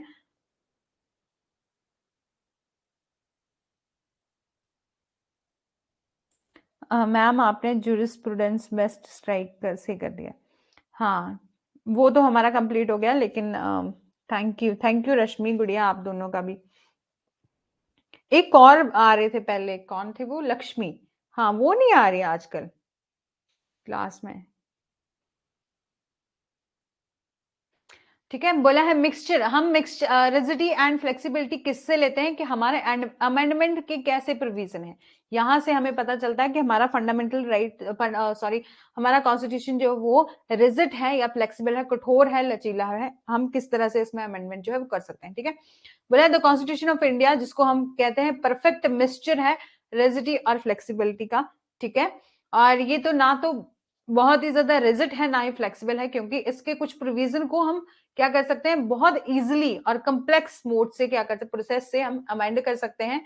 और हमारा आर्टिकल 368 ऑफ द कॉन्स्टिट्यूशन है, जिसमें जो क्या करता है, postulate that the parliament can keep amending the constitution according to the need of the time in the future. बोला है जबकि जटिल प्रक्रियाओं के दूसरे केवल दूसरे में ही जबकि जटिल प्रक्रियाएं केवल दूसरों में ही संशोधन कर सकती हैं। भारतीय संविधान जो हमारा आर्टिकल 368 है, उसमें कहा गया है कि संसद भविष्य में समय की आवश्यकताओं के अनुसार जो है वो संविधान में संशोधन जारी रख सकती है। जो हमारा आर्टिकल 368 जो है वो ये कहता है कि जब भी जैसे टाइम होगी, नीड होगी टाइम के अकॉर्डिंग, तो हमारी पार्लियामेंट जो है वो उसमें क्या कर सकती है, अमेंडमेंट जो है वो कर सकती है, ठीक है। और हमारा as per the apex court, जिसे सुप्रीम कोर्ट कहा जाता है, अपेक्स कोर्ट, जिसमें बोला है कि जो every part of the constitution can be modified, कि हर एक पार्ट को क्या कर सकते हैं, मॉडिफाई कर सकते हैं, लेकिन एक्सेप्ट द बेसिक स्ट्रक्चर। और जब हम पार्लियामेंट जो हमारा पढ़ेंगे, हमारा जो है प्रियम्बल जो है, उसमें हम पढ़ेंगे कि कुछ केसेस हैं, जैसे कि वेरू वेरू यूनियन केस है, केशवानंद भारती है, ठीक है। इन सभी केसेस को हम आगे पढ़ेंगे, जहां पर basic structure of the constitution की बात करी गई है, ठीक है। तो बोला है कुछ every part of the constitution जिसको हम मॉडिफाई कर सकते हैं, but basic structure of the constitution को छोड़कर। एंड जो ओल्ड है और न्यू लॉ है which violate the basic structure of the constitution is declared unconstitutional और इनवैलिड बाय द कोर्ट। बोला कोई भी नया या पुराना कानून संविधान की मूल संरचना जो बेसिक स्ट्रक्चर है उसका उल्लंघन नहीं करता होना चाहिए, ठीक है। उसे यदि कोई करता है कहीं भी, हाँ, गोलकनाथ केस है, वेरूबरी यूनियन केस, ये सारे ही केस जो है वो हम डिस्कस करेंगे, ठीक है।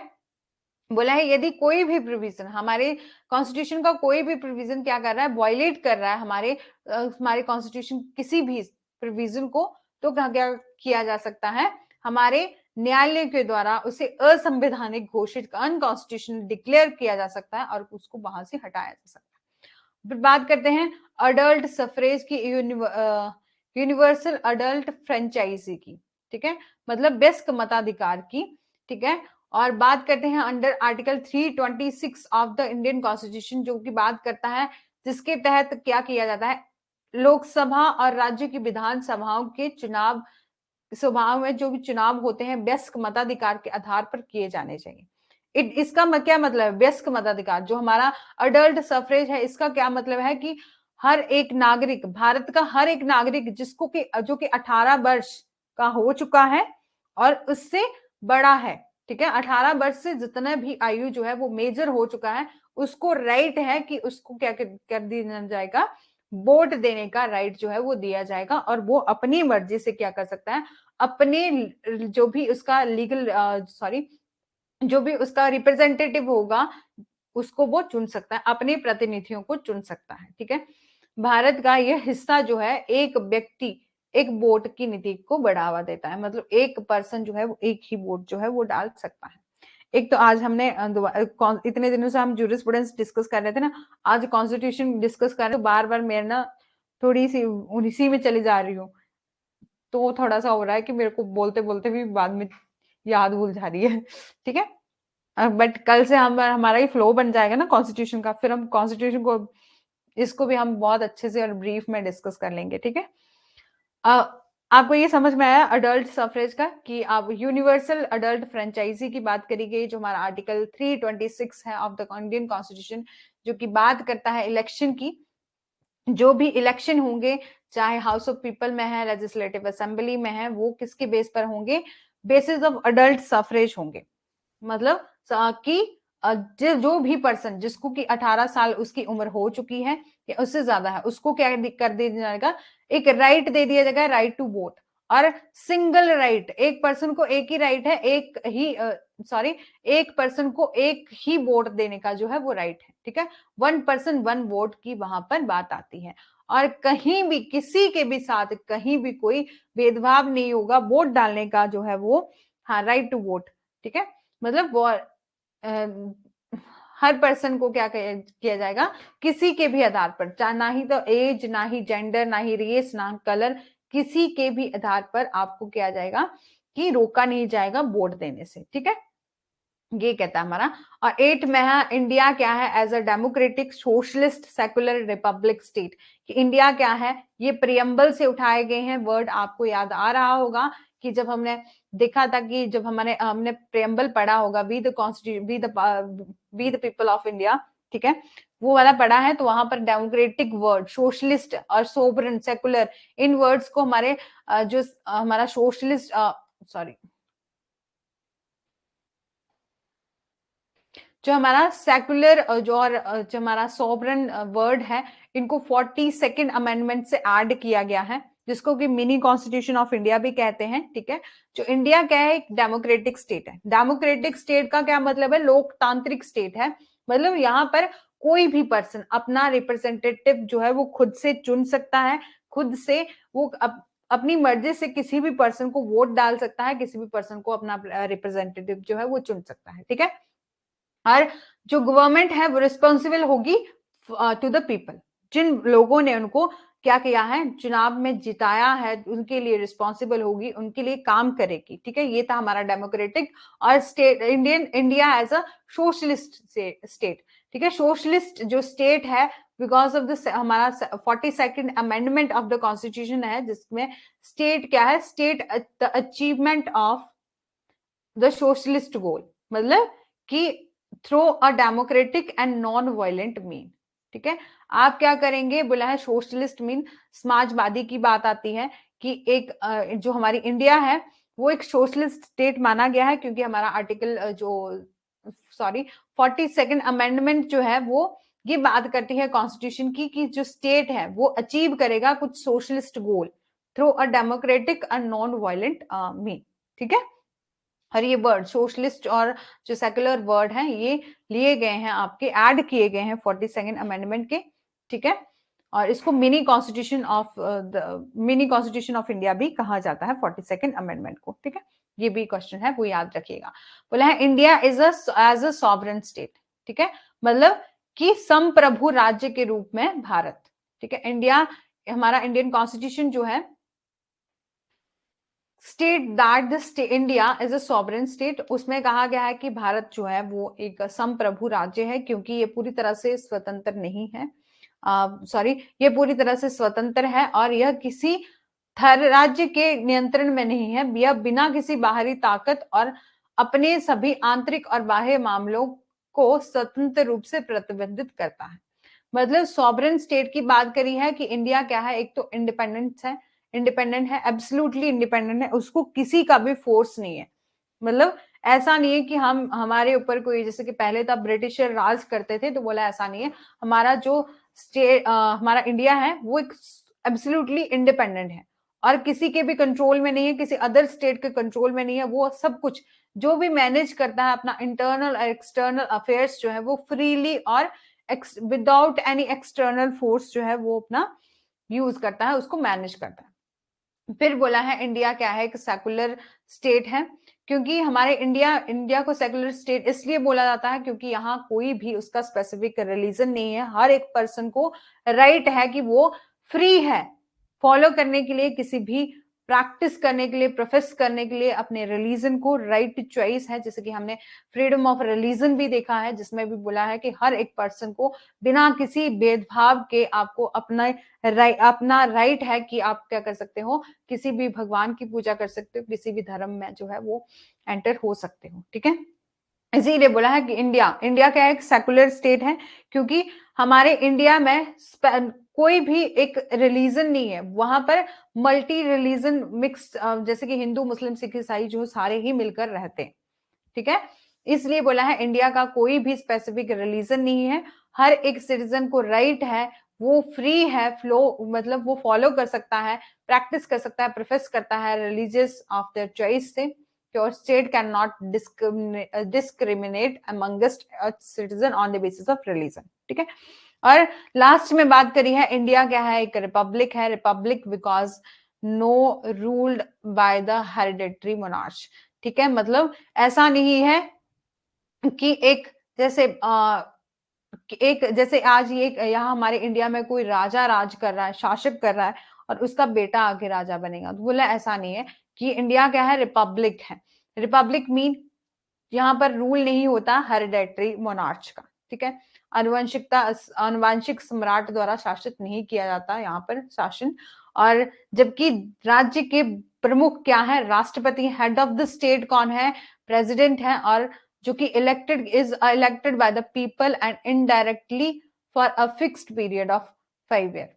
कि ऐसा नहीं है कि एक बार उनको चुन लिया है तो वो ता उम्र तक वही रहेंगे, जब तक उनकी डेथ नहीं होगी तो वही शासन करेंगे, ऐसा नहीं। ठीक है, कि हमारे इंडिया को क्या कहा गया है, रिपब्लिक कहा गया है, क्योंकि हमारा जो हेड ऑफ द स्टेट है उन्हें प्रेसिडेंट कहा गया है, जो इनडायरेक्टली इलेक्ट होते हैं 5 ईयर के लिए। हम, ठीक है, मोस्ट सारे ही जो हमारे इलेक्शन होते हैं वो 5 ईयर के लिए होते हैं, लेकिन हमारा सिर्फ एक राज्यसभा के मेंबर जो है वो 6 ईयर के लिए चुने जाते हैं। उनमें से भी दो तिहाई लोग जो है वो हर वर्ष जो है वो रिटायर कर दिए जाते हैं, क्योंकि राज्यसभा जो है वो कभी भी भंग नहीं होती।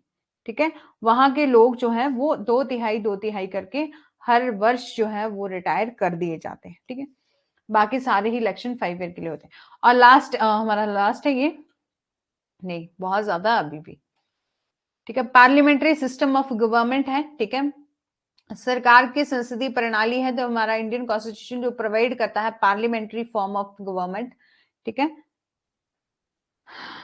इज अ नॉमिनल, जो हमारे प्रेसिडेंट है उन्हें नॉमिनेट किया जाता है, उसे हमारे हेड ऑफ द स्टेट कहते हैं, लेकिन उनको इलेक्ट किया जाता है indirectly bye the citizen of the India. ठीक है, 5 ईयर के लिए।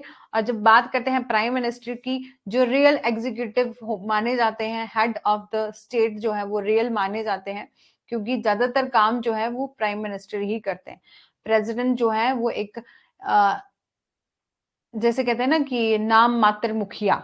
ठीक है, कि वो सिर्फ, उनके पास ज्यादा पावर नहीं होती, ज्यादातर काम करने की पावर जो है वो आपको प्राइम मिनिस्टर के पास ही मिलती है। ठीक है, बोला है, इसलिए बोला है पार्लियामेंट्री सिस्टम ऑफ गवर्नमेंट है हमारे इंडिया में। कि यहाँ पर जो प्रेसिडेंट है उनको इलेक्ट किया जाता है 5 ईयर के लिए, इनडायरेक्ट इलेक्शन कराए जाते हैं हमारे सिटीजन ऑफ इंडिया के द्वारा ही, ठीक है। और जो प्राइम मिनिस्टर है वो real executive the head of the state जो है वो माने जाते हैं, कलेक्टिवली रिस्पॉन्सिबल होते हैं दोनों ही। Management of the council of minister, जो प्राइम मिनिस्टर है वो and the council of minister जो है directly elected by the citizen and their respective constituency. कि आपने देखा होगा कि आप जब भी प्रेसिडेंट के इलेक्शन होते हैं तो आप खुद वोट नहीं डालते, जो हमारे द्वारा चुने गए लोग, जब हम जो उनका कोलिजियम है जब वहां पढ़ेंगे तो वहां हम देखेंगे कि हमारे जो प्रेसिडेंट के इलेक्शन होते हैं तो वहां कौन कौन जाते हैं, कि एक तो हमारे द्वारा चुने गए एमएलए, ठीक है, एमपीज, ठीक है, मेंबर ऑफ पार्लियामेंट, ठीक है, एमपीज और एमएलए, ठीक है, दोनों ही पार्लियामेंट के सदनों के, दोनों ही राज्यसभा और हमारे लोकसभा दोनों के मेंबर जो हैं वो फिर वो सारे ही मिलकर, फिर यूटीज के भी मेंबर मिलकर, फिर कहीं कहीं जैसे कि हमारे जैसे हम मैं बात करूं तो हमारे हिमाचल में सिर्फ एक ही असेंबली है, विधानसभा है, कहीं कहीं विधान परिषद भी होती है, उसको भी वो सारे ही लोग क्या करते हैं, डायरेक्ट वोट डालते हैं प्रेसिडेंट को, और प्रेसिडेंट को जो है वो इलेक्ट करते हैं, ठीक है। जब आपने देखा होगा कि प्राइम मिनिस्टर की बात करते हैं तो हमारे लोकसभा के इलेक्शन जो है वो डायरेक्ट किए जाते हैं, ठीक है। हम लोग खुद डायरेक्ट ही क्या करते हैं, वोट डालते हैं और उनको चुनते हैं। इसलिए बोला है कि ये दोनों ही रिस्पॉन्सिबल होते हैं काउंसिल ऑफ मिनिस्टर्स के, और जो काउंसिल ऑफ मिनिस्टर और जो प्राइम मिनिस्टर है उनको हम लोग सिटीजन ऑफ इंडिया जो है वो डायरेक्टली इलेक्ट करते हैं अपनी अपनी कॉन्स्टिट्यूएंसी में, ठीक है। बात करते हैं इंडिपेंडेंट जुडिशरी की, तो इंडिया क्या है कि जुडिशरी इंडिया की जुडिशरी जो है वो फ्री है फ्रॉम इंफेरेंस, मतलब ये गवर्नमेंट से कहीं भी रिलेट नहीं करती, मतलब जैसे कि हमारे ऑर्गन है, ऑर्गन ऑफ गवर्नमेंट किसे बोला गया है, जो हमारे 3 ऑर्गन है, एग्जीक्यूटिव, लेजिस्लेचर और जुडिशरी। जो जुडिशरी है वो एक मेन अलग अलग फंक्शन, जैसे एग्जीक्यूटिव का अपना काम होता है, लेजिस्लेचर का अपना काम होता है, जुडिशरी का अपना होता है, ठीक है। तो हमारी जुडिशरी जो है वो एक फ्री फ्रॉम इन्फेरेंस है, उसको कहीं भी सरकार के अदर ऑर्गन्स जो भी हमारे लेजिस्लेटर और एग्जीक्यूटिव है उनसे बिल्कुल अलग है, और उसमें कोई भी इंटरफेयर नहीं कर सकता, क्योंकि आप जानते हैं कि सुप्रीम कोर्ट, हमारी जो जुडिशरी का सिस्टम है वो बिल्कुल अलग है। हमारे में कभी भी आपने देखा होगा, जैसे कि आप जुडिशरी का कहीं कभी एग्जाम दो तो उसका एग्जाम गवर्नमेंट नहीं बल्कि हाई कोर्ट्स के द्वारा कंडक्ट किया जाता है, ठीक है। और जो कुछ फैक्ट हैं जो मेंशन करते हैं कॉन्स्टिट्यूशन को फर्दर प्रूव और इंडिपेंडेंस ऑफ द जुडिशरी की, जैसे कि जजेस जो है अपॉइंट होते हैं by the president of India, ठीक है, और द जजेस of the supreme court and can not be remove from the office accept through the extremely complex process. बोला है सुप्रीम कोर्ट के न्यायाधीशों को एक अत्यंत जटिल प्रक्रिया द्वारा के अलावा कभी भी नहीं हटाया जा सकता, ठीक है, एक्सेप्ट वो क्या करें कि यदि कॉन्स्टिट्यूशन के किसी भी प्रोविजन को हार्म करने की कोशिश करते हैं या वायलेट करते हैं तभी उनको जो है वो सुप्रीम कोर्ट से हटाया जा सकता है, अदरवाइज उनको रिमूव नहीं किया जाता, ठीक है।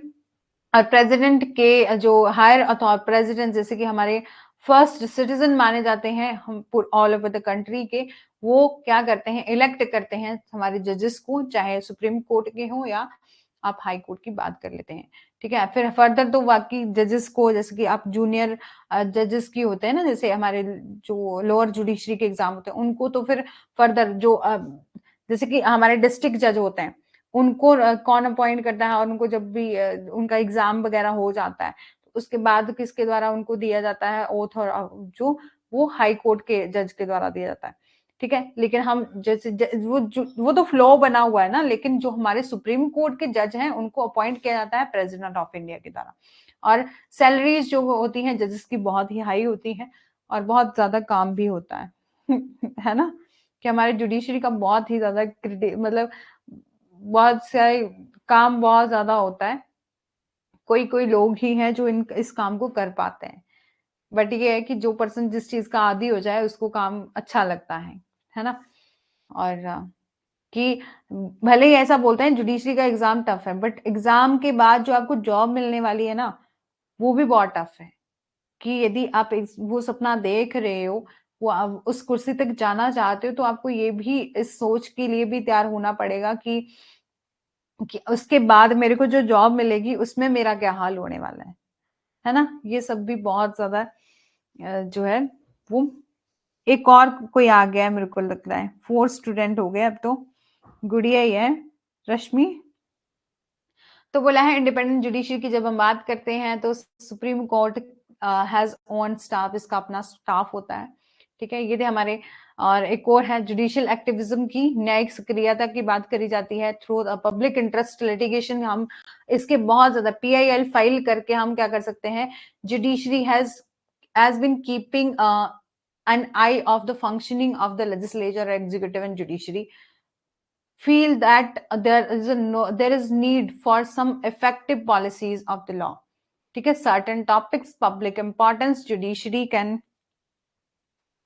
suggest to make a temporary law in favor of those topic। बोला है कभी भी चाहे इन्वायरमेंट का मुद्दा हो या कभी भी पब्लिक इंटरेस्ट, पब्लिक के हित में कहीं भी कोई मुद्दा उठे, तो क्या कर सकते हैं, PIL फाइल करके। जैसे देखा है ना कि आपने, जैसे हमारे जो कभी भी कोई इन्वायरमेंट से MC मेहता ने भी कितनी ही ज्यादा PIL फाइल करके केसेस की जो है वो फाइल करे हैं। उसके बाद उनकी जजमेंट को हम पढ़ते हैं, MC Mehta versus state of union of India, इन सभी केसेस को। ये सारे केस जो है वो, जो भी केस जो पब्लिक से डील करते हैं, पब्लिक इंटरेस्ट से डील करते हैं, और वो उन सभी को PIL के थ्रू जो है वो फाइल किया जाता है। कोई भी कर सकता है, कोई भी high court and supreme court का। हाँ, Taj Mahal case, MC Mehta case, फिर बहुत ज्यादा कि मतलब जो भी इन्वायरमेंट से रिलेटेड हो या कोई भी पब्लिक का मुद्दा है जिससे रिलेटेड कोई भी केस जो है वो फाइल किया जाता है कोर्ट में, ताकि जो है वो हर पर्सन को कोई कोई न्यू पॉलिसीज जो है वो बनानी हो। कई बार क्या होता है कि केस फाइल कर दिए जाते हैं, गाइडलाइन आ जाती है, उसके बाद हमारी पार्लियामेंट में जाके बाद में लॉ बनते हैं। गंगा रिवर केस, हाँ, MC मेहता। और फिर लास्ट है जुडिशियल रिव्यू, ठीक है। संविधान का एक हिस्सा ये भी है कि न्यायपालिका को प्रत्येक कानून की समीक्षा करने और निर्णय के अनुसार उसे उन्हें असंवैधानिक या असामान्य घोषित करने का भी अधिकार है। मतलब कि ये पार्ट है, पार्ट ऑफ द कॉन्स्टिट्यूशन है, जो क्या करता है कि जुडिशरी को राइट देता है कि वो रिव्यू कर सकते हैं लॉ को और फर्दर डिक्लेयर कर सकते हैं उनको ऑन कॉन्स्टिट्यूशन। कहीं भी कोई लॉ जो है वो गलत पाया जाता है तो उसको कि अनकॉन्स्टिट्यूशन जो है वो डिक्लेयर कर सकते हैं और इनवैलिड जो है वो करार कर सकते हैं अकॉर्डिंग टू द डिसीजन, ठीक है। ये सारे हमारे जुडिशियल जो हमारे, ये सारे हमने देख लिए silent feature of the constitution, जिसमें हमने सबसे पहले क्या देखा, लॉन्गेस्ट रिटन कॉन्स्टिट्यूशन, ठीक है। ये इंडिया जो हमारा इंडियन कॉन्स्टिट्यूशन है, कॉन्स्टिट्यूशन ऑफ इंडिया है, वो लॉन्गेस्ट और रिटन कॉन्स्टिट्यूशन है। सिंगल सिटीजनशिप का प्रावधान है। फंडामेंटल राइट्स हमने ओवरव्यू ले लिया, सभी डिस्कस कर लिए हैं, ठीक है। बात करते हैं, फिर हमने फंडामेंटल ड्यूटीज को भी देख लिया,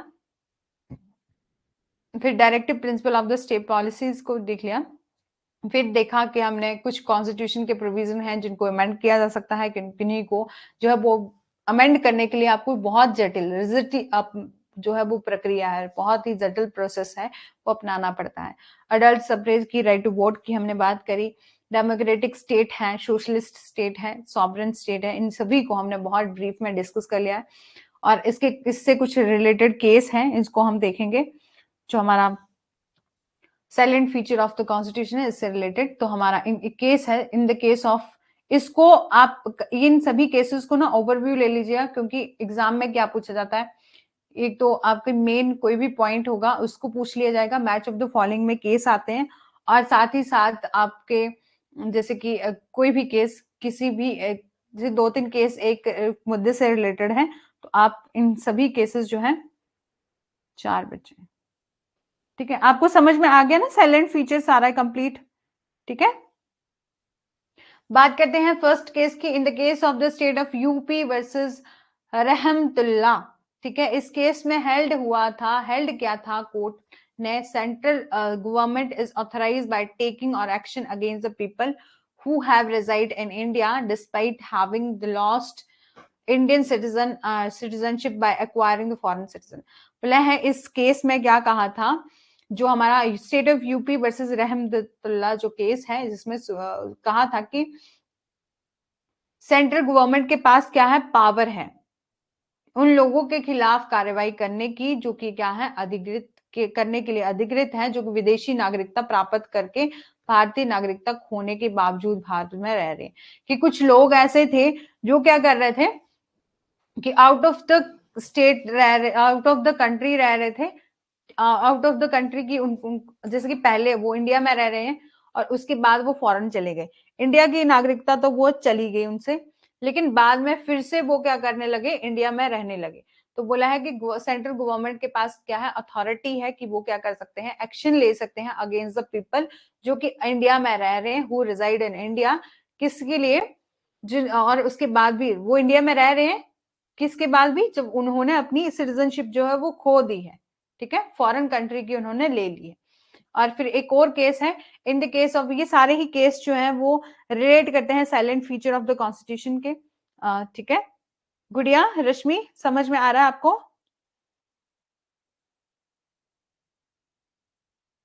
जो कोई भी न्यू ऐड हुआ है उससे मैं कहूंगी यदि आप दोबारा से इसको शुरू से लेक्चर को देख लीजिएगा रिकॉर्डेड वीडियो में, ठीक है।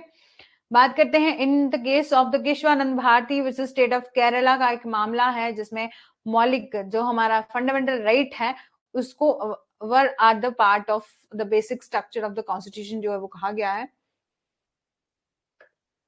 एक मिनट वेट करिएगा।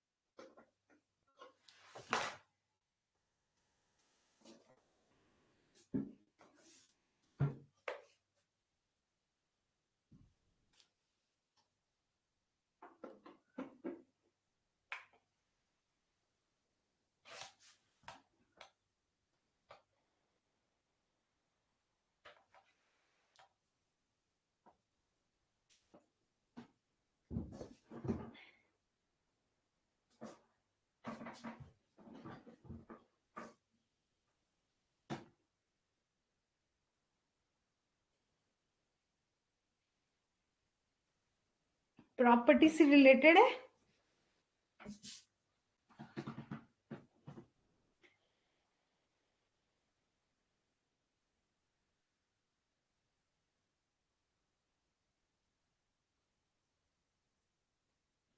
मतलब in the case of the Kesavananda Bharati versus state of Kerala में हम देखते हैं कि इसमें बोला हेल्ड किया था कि फंडामेंटल राइट क्या है, एक are the part of basic structure. कि हमने केशवानंद भारती का केस, अच्छा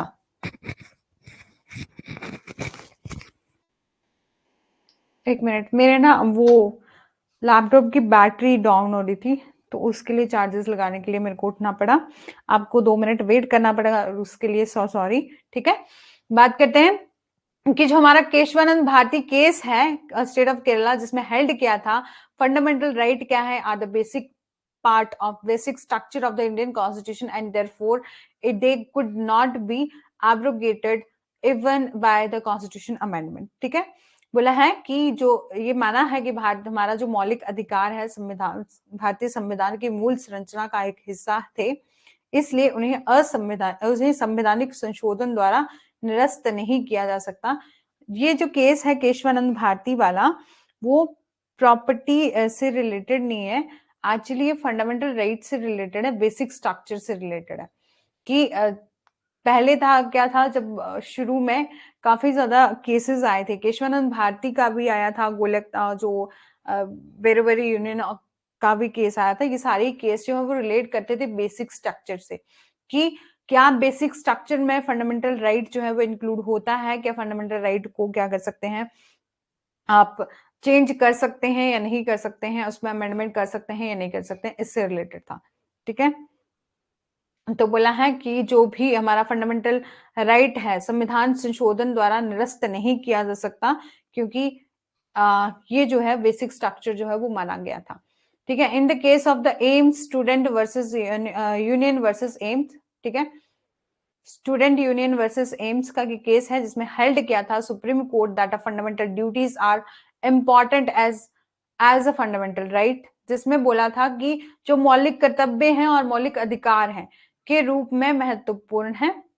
ठीक है, सुप्रीम कोर्ट ने ये माना था कि जो मौलिक अधिकार हैं, फंडामेंटल जो राइट है, फंडामेंटल ड्यूटीज जो हैं वो क्या है, इंपॉर्टेंट है, उनको अनदेखा जो है नहीं किया जा सकता, वो दोनों ही क्या है, इंपॉर्टेंट है, ऐसा बोला था हमारे सुप्रीम कोर्ट ने एम्स स्टूडेंट वर्सेस एम्स के बीच में। ठीक है, ये सभी केसेस जो हैं वो मैं दोबारा से, जब भी हम ये हम ओवरव्यू ले रहे हैं, ठीक है, जब भी हम आर्टिकल वाइज करेंगे इसको, जैसे कि आर्टिकल हमारा फंडामेंटल राइट से रिलेटेड जितने भी आर्टिकल हैं या आगे भी हम आर्टिकल डिस्कस करेंगे, तो इन सभी को ब्रीफ में डिस्कस किया जाएगा।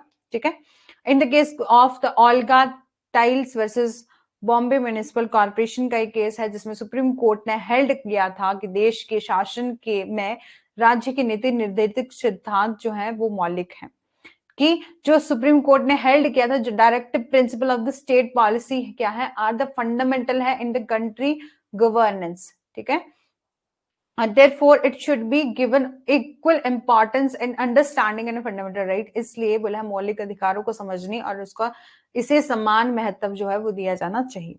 ठीक है, फंडामेंटल राइट जो हमारे फंडामेंटल राइट जो है वो और the directive principle of the state policy, उनको बोला था ये दोनों ही जो है इक्वल हैं। ठीक है, नीति निर्देशिक जो हमारे नीति निर्देशक सिद्धांत जो है वो एक मौलिक है और उनको क्या है, समझने के लिए समान महत्व जो है वो दिया जाना चाहिए, जैसे कि हम फंडामेंटल राइट्स को देते हैं।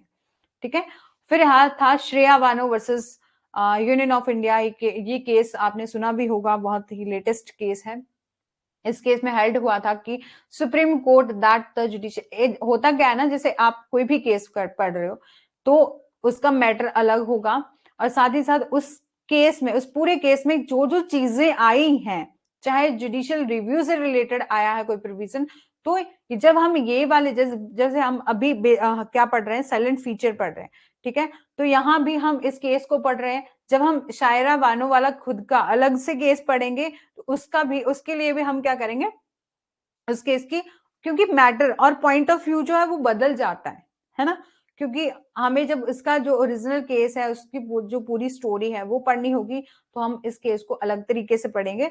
और यहाँ जो है हमें क्या देखना है कि सुप्रीम कोर्ट ने क्या कहा था कि judicial review has a exercise in line with a social view and must be supplemented to the changing of a social needs। ठीक है, जिसमें कहा था कि न्यायिक समीक्षा जो है सामाजिक मूल्य के अनुरूप होनी चाहिए, क्योंकि सामाजिक की जितनी भी जरूरतें हैं उनके अनुसार जो है वो बदलाव होना चाहिए।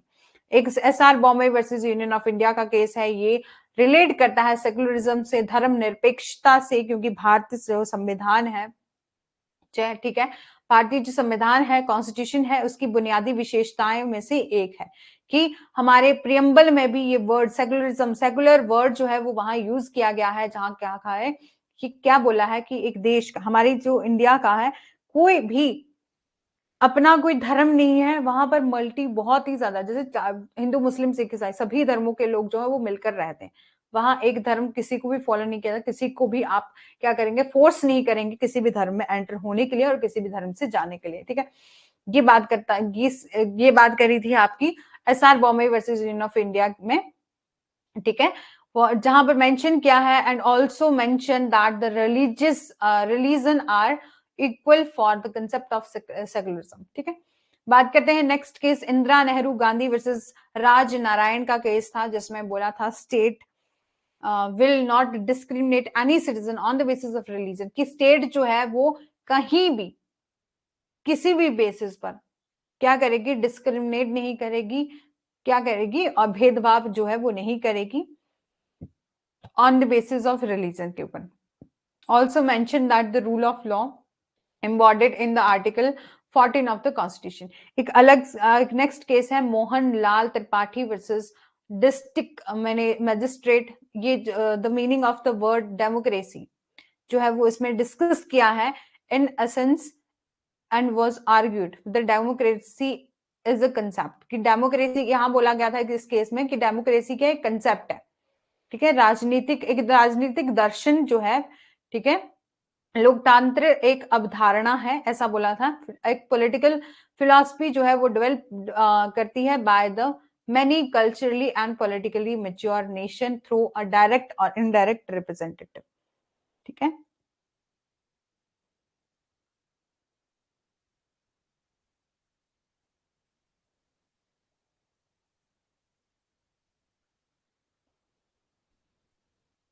ठीक है, बोला है Mohanlal Tripathi versus district magistrate में ये कहा गया था कि जो डेमोक्रेसी है उस वर्ड को डिस्कस किया था, जिसमें बोला था कि डेमोक्रेसी क्या है, एक कंसेप्ट है। ठीक है, a political philosophy developed by the many culture, की एक ऐसी पॉलिटिकल फिलॉसफी है जिसको डेवलप किया जाता है by the different different culture.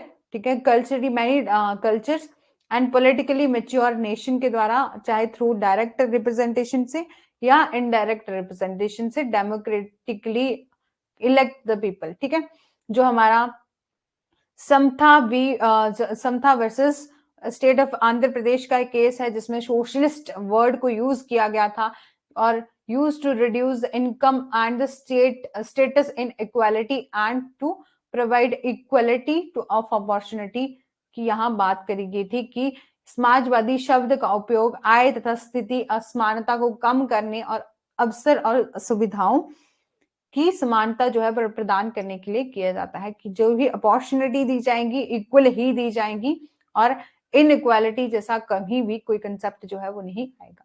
ठीक है, ये एक और केस है, इन सभी केसेस को आप पढ़ लीजिएगा, बहुत ज्यादा इंपॉर्टेंट है। यहाँ से मतलब हम बेसिक स्ट्रक्चर में इन सभी केसेस का ओवरव्यू ले रहे हैं, बाकी हम बाद में आर्टिकल वाइज हम जब करेंगे तो दोबारा से देख लेंगे। ठीक है, Saint Stephen college versus university of Delhi का केस है जिसमें जो state should provide equal legal protection of all citizen, बोला है जो स्टेट है वो क्या करेगा, प्रोवाइड करेगा इक्वल।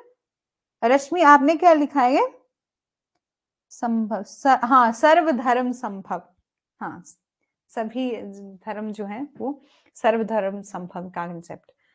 ठीक है, बात करते हैं Stephen college versus university of Delhi का केस है जिसमें कहा था कि स्टेट को क्या करेगा, प्रोवाइड करेगा इक्वल, बोला है स्टेट जो है वो प्रोवाइड करेगा equal legal protection of all citizen, हर एक सिटीजन को क्या कही जाएगी, सभी को इक्वल लीगल प्रोटेक्शन जो है वो दी जाएगी, चाहे सिटीजन है या नॉन सिटीजन है in the territory, and no one should be denied such protection, कोई भी किसी को भी, बोला है किसी भी तरह से किसी को भी इस संरक्षण से वंचित जो है वो नहीं किया जाएगा, इस प्रोटेक्शन से वंचित नहीं किया जाएगा। ठीक है, और हमारा जो चिरंजीत लाल चौधरी वर्सेस भारत सरकार, जो यूनियन ऑफ इंडिया का जो केस है जिसमें बोला था, इसमें कोई संदेह नहीं है कि जब हमारा आर्टिकल 14 जो है वो प्रोवाइड करता है one of the most and important fundamental guarantee in the constitution that should not be allowed to be reduce, बोला है कि जो हमारा भारतीय संविधान है, संविधान में सबसे महत्वपूर्ण और मौलिक गारंटी एक प्रदान करता है जिसे कम करने की अनुमति नहीं दी जानी चाहिए। ठीक है, कि हमारा आर्टिकल 14 जो है वो बात करता है इक्वालिटी का, बोला है वो बहुत ही इंपॉर्टेंट हमारा फंडामेंटल राइट है और गारंटी करता है कॉन्स्टिट्यूशन में कि हर एक पर्सन को क्या किया जाएगा, इक्वलिटी जो है वो दी जाएगी। ठीक है, किसी भी तरह से उसको किसी भी तरीके से उसको भेदभाव नहीं किया जाएगा, रंग जाति भेद किसी भी आधार पर नहीं। ठीक है, Maneka Gandhi versus union of India का एक केस है जिसमें ऑनरेबल सुप्रीम कोर्ट ने स्टैब्लिश किया है rule of law that no one can be deprive of his life and personal liberty except the procedure established by the law under article 21 of the constitution की यहाँ बात करी गई है कि जो हमारे सुप्रीम कोर्ट हैं उन्होंने क्या कहा है, रूल ऑफ लॉ की बात करी है, दैट नो वन, कोई पर्सन भी can not be deprive of his life and a personal liberty. ठीक है, ये बात करी है, किसी भी पर्सन को बोला है जीवन और व्यक्तिगत स्वतंत्रता से वंचित जो है वो नहीं किया जाएगा, हर एक पर्सन को राइट है अपनी right to life and personal liberty का। हुसैन खातून वर्सेस स्टेट ऑफ बिहार का केस है, इस केस में हेल्ड हुआ था right to speedy trial on also come under the ambit of the article 21 of the constitution की जो सुनवाई का अधिकार है, ठीक है, कि जल्दी स्पीडी ट्रायल का जो राइट है वो आर्टिकल 21 के दायरे में आता है। ठीक है, फिर है रूरल लिटिगेशन एंड एंटाइटलमेंट केंद्र versus state of Uttar Pradesh का इस कोर्ट इस केस में कोर्ट ने क्या किया था, court band all the mining activities, जो भी माइनिंग एक्टिविटी हो रही थी वसूरी पहाड़ियों में, ठीक है, जो भी माइनिंग एक्टिविटी हो रही थी उनको बैन किया गया था, क्योंकि ये एक्टिविटी क्या कर रही थी, इफेक्ट कर रही थी इन्वायरमेंट को और हमारे, हाँ, स्पीडी ट्रायल, और हमारे इन्वायरमेंट को और इकोलॉजिकल बैलेंस को इफेक्ट कर रही थी। इसलिए बोला है कि हमारी one of the fundamental duty है गारंटी द आर्टिकल 51A। जब हमने अभी थोड़ी देर पहले हमने आर्टिकल जो हमारा फंडामेंटल ड्यूटी को डिस्कस किया, वहां पर हमने बोला ना कि सभी चीजों को हम, जो भी हमारे नदियां, तालाब, झीलें, फॉरेस्ट, सभी को क्या करेंगे, हम प्रोटेक्ट करेंगे, कहीं भी उनके साथ कोई भी कभी भी उसको जो है वो हार्म नहीं किया जाएगा, कहीं भी उसके साथ छेड़छाड़ नहीं की जाएगी। तो इसी से रिलेटेड ये केस है, रूरल लिटिगेशन एंटाइटलमेंट केंद्र वर्सेस यूनियन जो स्टेट ऑफ उत्तर प्रदेश है, जिसमें बैन किया गया था माइनिंग एक्टिविटी को मिसूरी हिल्स में, क्योंकि ये एक्टिविटी क्या कर रही थी, क्या इफेक्ट कर रही थी इन्वायरमेंट एंड इकोलॉजिकल बैलेंस को। ठीक है, क्योंकि one of the fundamental duty है हमारी, गारंटी करती है कि हम क्या करेंगे, फॉरेस्ट को कभी भी छेड़छाड़ नहीं करेंगे, ऐसा कोई काम नहीं करेंगे जिससे हमारे एनवायरमेंट पर फर्क पड़े।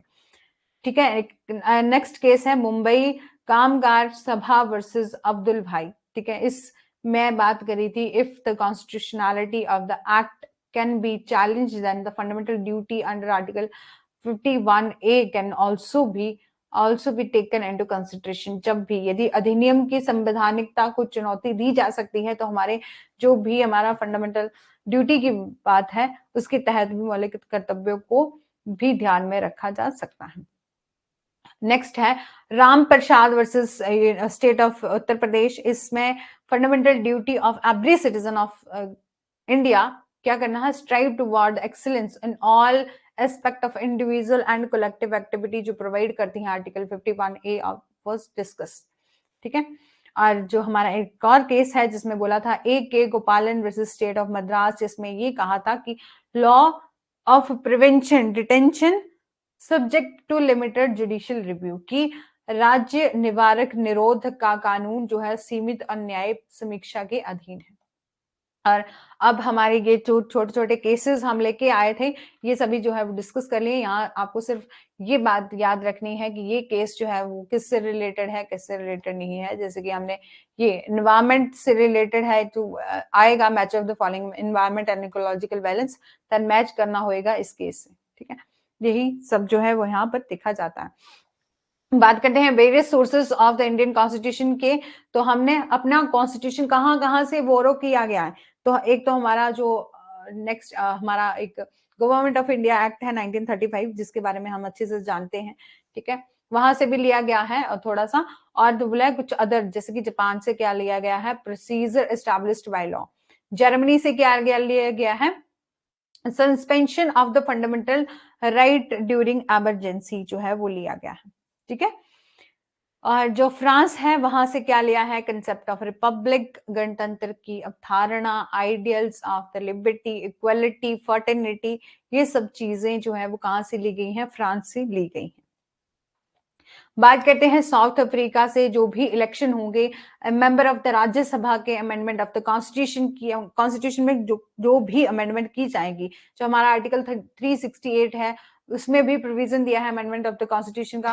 बोला जो भी हमारी कॉन्स्टिट्यूशन के अमेंडमेंट की जाएंगी ये सारे ही प्रोविजन किससे लिए हैं, साउथ अफ्रीका से लिए हैं। ठीक है, यूएसएसआर से क्या लिया गया है, fundamental duty, ideals of the justice, social, economic and political. ठीक है, और जो हमारा ऑस्ट्रेलिया का कॉन्स्टिट्यूशन है वहां से कंकरेंट लिस्ट और ज्वाइंट सिटिंग ऑफ 2 हाउसेस जो है वो ली गई है। और आयरलैंड से क्या लिया है, directive principle of the state policy, method of election क्या है ऑफ द प्रेसिडेंट, और nomination of the member of Rajya Sabha, जो भी प्रेसिडेंट के द्वारा नॉमिनेट किए जाते हैं ना मेंबर, उनको, जैसे कि हमारे राज्यसभा से 12 मेंबर जो है नॉमिनेट किए जाते हैं, लोकसभा से 2 मेंबर जो है वो नॉमिनेट किए जाते हैं प्रेसिडेंट से, तो बोला है ये सब हमने लिया है आयरलैंड से। फिर बात करते हैं कनाडा से, तो हमारा जो कनाडा के कॉन्स्टिट्यूशन से क्या लिया है, federation with the strong centre, ठीक है, एक मजबूत केंद्र के साथ संघ जो है हमने लिया है, vesting of the residuary power with the centre जो है वो दिया गया है, अपॉइंटमेंट ऑफ गवर्नमेंट गवर्नर और इन द स्टेट और बाय द सेंटर, ये जो लिया गया है, सुप्रीम कोर्ट की एडवाइजरी जुरिस्डिक्शन जो है वो भी कनाडा के कॉन्स्टिट्यूशन से ली गई है।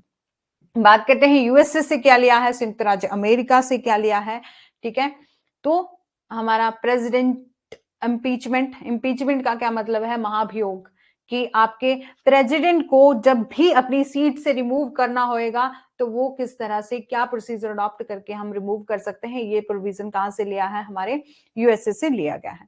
बात करते हैं removal of the supreme court and high court के जजेस की, तो ये प्रोविजन भी हमने यूएसए से लिया गया है। फंडामेंटल राइट्स भी जो है वो यूएसए से लिया गया है, जिसको कि Magna carta of the constitution भी कहा जाता है, ठीक है। बात करते हैं इंडिपेंडेंट जुडिशरी की, तो ये भी हमने कहां से लिया है, तो हमारा यूएसए से लिया गया है।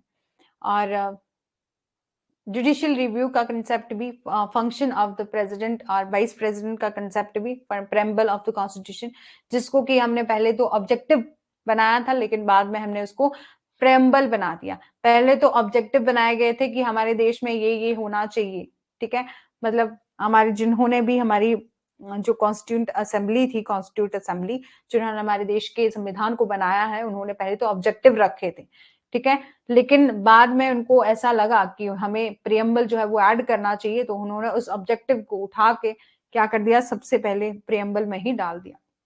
जो ब्रिटेन है, ब्रिटेन से लिया गया है पार्लियामेंट्री फॉर्म ऑफ गवर्नमेंट, जैसे कि हमने अभी भी देखा, जो silent feature of the constitution में भी हमने पार्लियामेंट्री फॉर्म ऑफ गवर्नमेंट के बारे में देखा कि जो हेड ऑफ द स्टेट होंगे वो कौन होंगे, हेड ऑफ द जो actual head of the state होंगे वो कौन होंगे, जैसे प्रेसिडेंट हैं जिनको कि इलेक्ट किया जाता है इनडायरेक्ट तरीके से bye the citizen of India 5 year के लिए, ये सब हमने पार्लियामेंट्री फॉर्म ऑफ गवर्नमेंट में देखा, ठीक है। तो ये लिया गया है ब्रिटेन से, और सिंगल सिटीजनशिप का कंसेप्ट जो है वो ब्रिटेन से लिया गया है, रूल ऑफ लॉ का कंसेप्ट भी ब्रिटेन से लिया गया है, प्रोग्रेटिव रिट्स की कैबिनेट सिस्टम जो है, लेजिस्लेटिव प्रोसीजर है, बाइकैमरल लेजिस्लेशन है, पार्लियामेंट्री प्रिविलेजेस है, ये सब जो है हमने ब्रिटेन से लिया गया है। और बोला है इसी के साथ हम देखते हैं कि वाइल जब हम ड्राफ्ट कर रहे थे कॉन्स्टिट्यूशन ऑफ इंडिया को, तो कुछ फीचर जो है वो ऑल्सो बोरो किए हैं, गवर्नमेंट ऑफ इंडिया एक्ट जो हमारा 1935 का है उस एक्ट से भी लिए गए हैं। ये जो सभी फीचर हैं as are a federal scheme, office of governor, judiciary, और हमारा इमरजेंसी प्रोविजन जो है वो public service commission, administrative details, ये सारा ही कहां से लिया है हमने, किससे लिया है, गवर्नमेंट ऑफ इंडिया एक्ट 1935 से लिया गया। ये हमारा थोड़ा सा कॉन्स्टिट्यूशन के प्रोविजन भी है जिनको हम देख लेते हैं, बाकी हम सॉरी कॉन्स्टिट्यूशन नहीं, प्रियम्बल से के कुछ रिलीजन है, कॉन्स्टिट्यूशन में प्रियम्बल जो है उसके प्रोविजन भी हम थोड़े से यहाँ देख लेते हैं, बाकी हम कल उसको डिटेल में डिस्कस करेंगे वन बाय वन, ठीक है। बोला है द फर्स्ट कॉन्स्टिट्यूशन जो है वो स्टार्ट होता है with the preamble, preamble was American constitution, ठीक है, सबसे पहले प्रस्तावना के साथ शुरू करने वाला पहला संविधान अमेरिका संविधान था, जिसने सबसे पहले कंसेप्ट लेके आए थे कि प्रियम्बल का कंसेप्ट जो कहाँ था आपका, अमेरिका था में था। जो हमारा Indian constitution also start with one, ठीक है, जो प्रियम्बल ऑफ बेसिकली इंट्रोड्यूस किया, इंट्रोडक्शन और preface of the constitution to the constitution, ठीक है, जो प्रस्तावना मूल रूप से संविधान का परिचय होता है, जिसको आप जानते हैं कि प्रियम्बल क्या है, हमारा परिचय है कि हमने क्या क्या पढ़ना है पूरे कॉन्स्टिट्यूशन में, वो हमें सब दे दिया है प्रियम्बल में। इसलिए प्रियम्बल जो कॉन्स्टिट्यूशन का प्रियम्बल तो सबसे ज्यादा इंपॉर्टेंट, कोई किसी भी सब्जेक्ट को आप ले लेते हैं, चाहे आप कोई भी सब्जेक्ट पढ़ रहे हो, फॉर एग्जाम्पल के लिए आप आईपीसी ही पढ़ रहे हो या आपका कॉन्ट्रैक्ट ही पढ़ रहे हो, तो कहीं ना कहीं छोटा सा प्रियम्बल जो है वो दिया गया होता है कि आप उस, और वो इसलिए दिया गया है कि वहां पर लिखा होता है objective of the this act या लॉ, मतलब उस लॉ को बनाने का क्या ऑब्जेक्टिव था ये हमें दिया होता है प्रियम्बल में, ठीक है। बोला है इसी के साथ बोला है जो हमारे अन्य पार्टी वाला है, इनको इंपॉर्टेंट याद रखिएगा ठीक है, जिन्होंने identity card of the constitution कहा था प्रियम्बल को, ये बहुत ही इंपॉर्टेंट है, अन्य पालकी बाला, जिन्होंने क्या कहा था, preamble as a identity card of the constitution, ठीक है, याद रखिएगा। फिर बोला है प्रियम्बल जो बेस करता है on the Pandit Nehru objective resolution, ठीक है, he moved and was adopted by the constituent assembly। जो प्रियम्बल था वो ऑब्जेक्टिव था, ऑब्जेक्टिव रेजोल्यूशन था, जैसे कि मैंने पहले भी बताया कि उसको पहले ऑब्जेक्टिव रखा गया था कि ये क्या है, ऑब्जेक्टिव रहेंगे हमारे कॉन्स्टिट्यूशन के, हमने ये बनाना है, लेकिन बाद में इसे कॉन्स्टिट्यूंट असेंबली ने अडॉप्ट कर लिया और उसको प्रियम्बल बना दिया। और प्रियम्बल हैज अमेंडेड द 1976, हमारी जो 42nd अमेंडमेंट, जब हमने पहले भी बात करी, जो सोशलिस्ट, सेकुलर और इंटीग्रिटी, इन 3 वर्ड को ऐड किया गया था, वहां हमने एक फर्स्ट टाइम हमने प्रियम्बल को अमेंड किया था 42nd अमेंडमेंट से, जहां पर हमने वर्ड को यूज किया था सोशलिस्ट, सेकुलर और इंटीग्रिटी, इन सभी वर्ड्स को यूज किया था, ठीक है। बहुत ही अच्छे और महत्वपूर्ण वर्ड जो है वो ये माने गए हैं, सोशलिस्ट, सेकुलर और इंटीग्रिटी, ठीक है। इनको कल हम दोबारा से डिस्कस करेंगे। इंग्रेडिएंट क्या है प्रियम्बल के, तो जो प्रियम्बल है वो उसके 4 कंपोनेंट है। एक तो सोर्स ऑफ अथॉरिटी जो है, source of authority of the constitution, it mentioned that the constitution derived its power from the people of India। बोला भारत की जितनी भी पावर है, शक्ति है, वो भारत के लोग हैं, ठीक है, तभी तो हम कहते हैं be the people of India, ठीक है। बोला nature of the Indian state क्या है, इट से the India is a sovereign, socialist, secular और डेमोक्रेटिक और रिपब्लिक स्टेट। और ऑब्जेक्टिव क्या है, ये क्या objective, it give objective justice, कि इसका क्या ऑब्जेक्टिव है, जस्टिस देना, ठीक है, लिबर्टी देना, इक्वालिटी देना सभी लोगों को, और फर्टर्निटी, भाईचारे की भावना जो है वो होनी चाहिए। जस्टिस की बात करते हैं तो वहां भी इकोनॉमिक, सोशल, इन सभी जस्टिस की बात करी है, लिबर्टी की बात करी है। और हमारा कॉन्स्टिट्यूशन डेट क्या है, अडॉप्शन 26 नवंबर को हमारा कॉन्स्टिट्यूशन 1949 को बनकर तैयार हो गया था, इसको अडॉप्ट कर लिया गया था, लेकिन इनफोर्स में कब किया था, 26 जनवरी 1950 को इसे इनफोर्स में लाया गया था, ठीक है। बात कर लेते हैं, हमारा जो आज का जितनी भी लेक्चर था वो खत्म हो चुका है, लेकिन कुछ थोड़ा सा चीजें हैं वो मैं आपको बताऊंगी।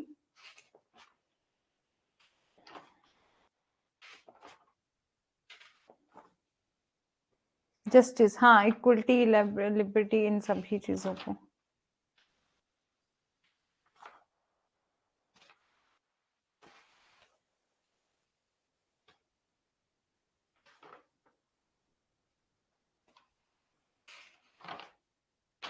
हाँ, इंपॉर्टेंट क्वेश्चन जो है वो मैं 2-4 बता देती हूँ आपको यहाँ पर।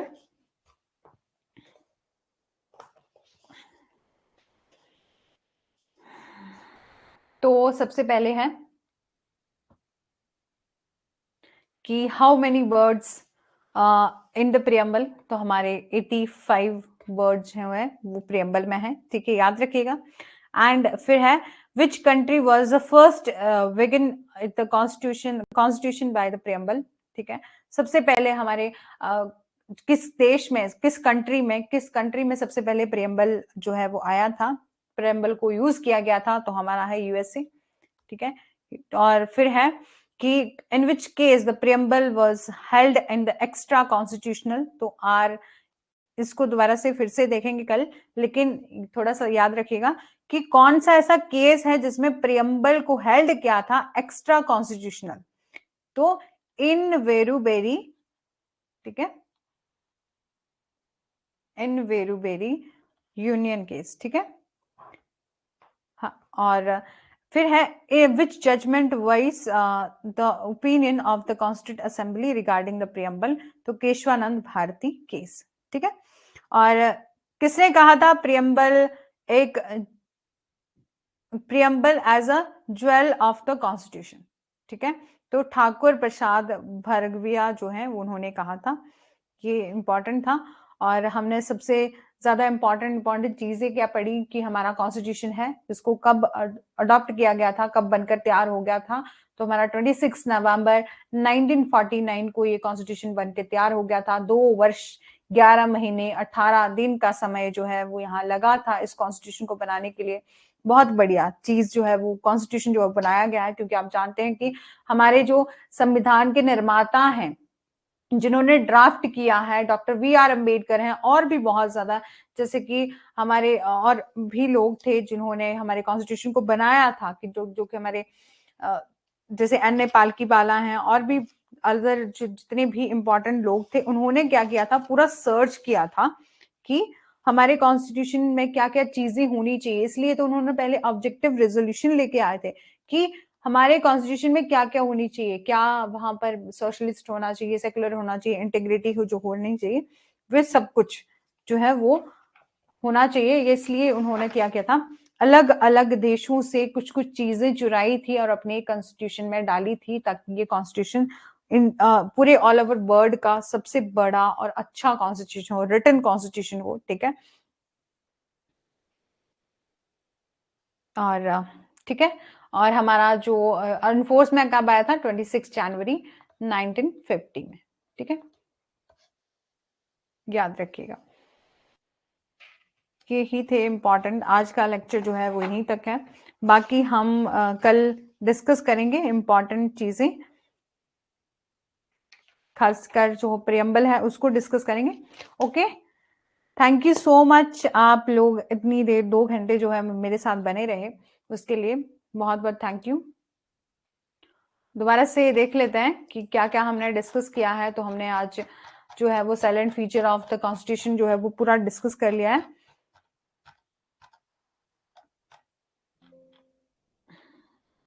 तो हमने पहले इंट्रोडक्शन देखी थी कि हमारा कॉन्स्टिट्यूशन जो है वो, जिसमें बहुत जैसे पावर दी गई, ड्यूटी दी गई गवर्नमेंट की, ठीक है, और इसको एक लॉन्गेस्ट कॉन्स्टिट्यूशन जो है वो माना गया है, ठीक है। इसमें 395 आर्टिकल थे जब हमने शुरुआत बोला at the time of commencement. 390, जिसने भी किसी ने पहले का नहीं देखा है वो सारे ही पीछे से उसको रिकॉर्डिंग में देख लेंगे, ठीक है। और 395 आर्टिकल थे, 22 पार्ट थे, 8 शेड्यूल थी, ठीक है। उसके बाद और लगभग कितने वर्ड थे, 1,44,45,000 जो है वो वर्ड थे अप्रोक्सीमेटली हमारे कॉन्स्टिट्यूशन में, ठीक है। और जो हमारा उसके बाद हमारा एट प्रेजेंट कैसा है हमारा कॉन्स्टिट्यूशन, जिसमें हमारे 25th पार्ट है, 12 शेड्यूल है और 5 अपेंडिक्स है, 448 आर्टिकल है, 101 अमेंडमेंट है, ठीक है।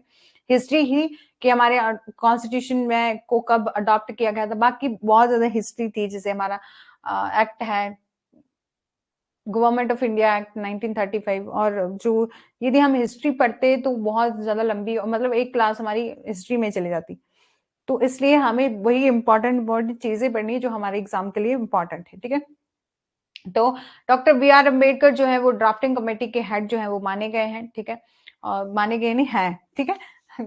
ड्राफ्टिंग कमेटी के हेड हैं डॉक्टर बी आर अम्बेडकर। उन्होंने heart and soul of the constitution किसे कहा है, तुम्हारा आर्टिकल 32 को कहा है। और साथ ही साथ उन्होंने, फिर बात करते हैं silent feature of Indian constitution में हमने क्या देखा कि ये लॉन्गेस्ट रिटन कॉन्स्टिट्यूशन है और सिंगल सिटीजनशिप का प्रावधान है। और साथ ही साथ फंडामेंटल राइट को हमने डिस्कस किया कि 6 फंडामेंटल राइट हैं, पहले हमारे पास 7 थे, लेकिन बाद में हमने एक इसको राइट ऑफ प्रॉपर्टी को एक लीगल राइट बना दिया, फंडामेंटल राइट को निकाल के, ठीक है। फिर हमने फंडामेंटल ड्यूटीज देख ली, बहुत ब्रीफ में देखा है। Directive principle of the state policy देखा कि हमारा आर्टिकल जो है सॉरी हमारा कॉन्स्टिट्यूशन जो है वो रिजिड है, फ्लेक्सिबल है, कठोर और लचीला दोनों है, क्योंकि हम इससे देखते हैं अमेंडमेंट से कि किस तरीके से हमारे कॉन्स्टिट्यूशन में अमेंडमेंट कुछ कुछ प्रोविजन में क्या है इजिली हो जाती है और कुछ कुछ में इतनी डिफिकल्ट प्रोविजन है। इसलिए हमने कॉन्स्टिट्यूशन को क्या कहा है, मिक्सचर है, कठोर और लचीलेपन का मिश्रण है, ठीक है। फिर बात करी थी हमने राइट ऑफ वोट की, और फिर इंडिया क्या है, एक डेमोक्रेटिक स्टेट है, सोशलिस्ट स्टेट है, और इंडिया क्या है, सोवरन स्टेट है और सेकुलर स्टेट है, रिपब्लिक। इन सभी को हमने बहुत ब्रीफ में डिस्कस किया है। जिसने भी शुरू से नहीं देखा होगा लेक्चर, एक और कोई आए हैं, ठीक है, वो शुरू से देख लीजिएगा, ठीक है। बात करते हैं इंडिपेंडेंट जुडिशरी की, हमने बात करी जुडिशियल एक्टिविज्म की, तो और केसेस भी देख लिए इन सभी को। फिर हमने सोर्सेस भी देख लिए। कल हमारा लेक्चर रहेगा जिसमें हम क्या करेंगे, प्रियम्बल को डिस्कस करेंगे, साथ ही साथ हम कुछ कुछ इंपॉर्टेंट प्रोविजन देखेंगे प्रियम्बल के भी, केसेस भी देखेंगे और साथ ही साथ आर्टिकल स्टार्ट कर लेंगे। फिर हम नेक्स्ट फंडामेंटल राइट को स्विच करेंगे और सभी इसी तरह से कंप्लीट कर लेना। अब तो हमारे पास 2 आवर की क्लास होती है तो इतना ये भी नहीं रहा, ठीक है। Okay, thank you so much.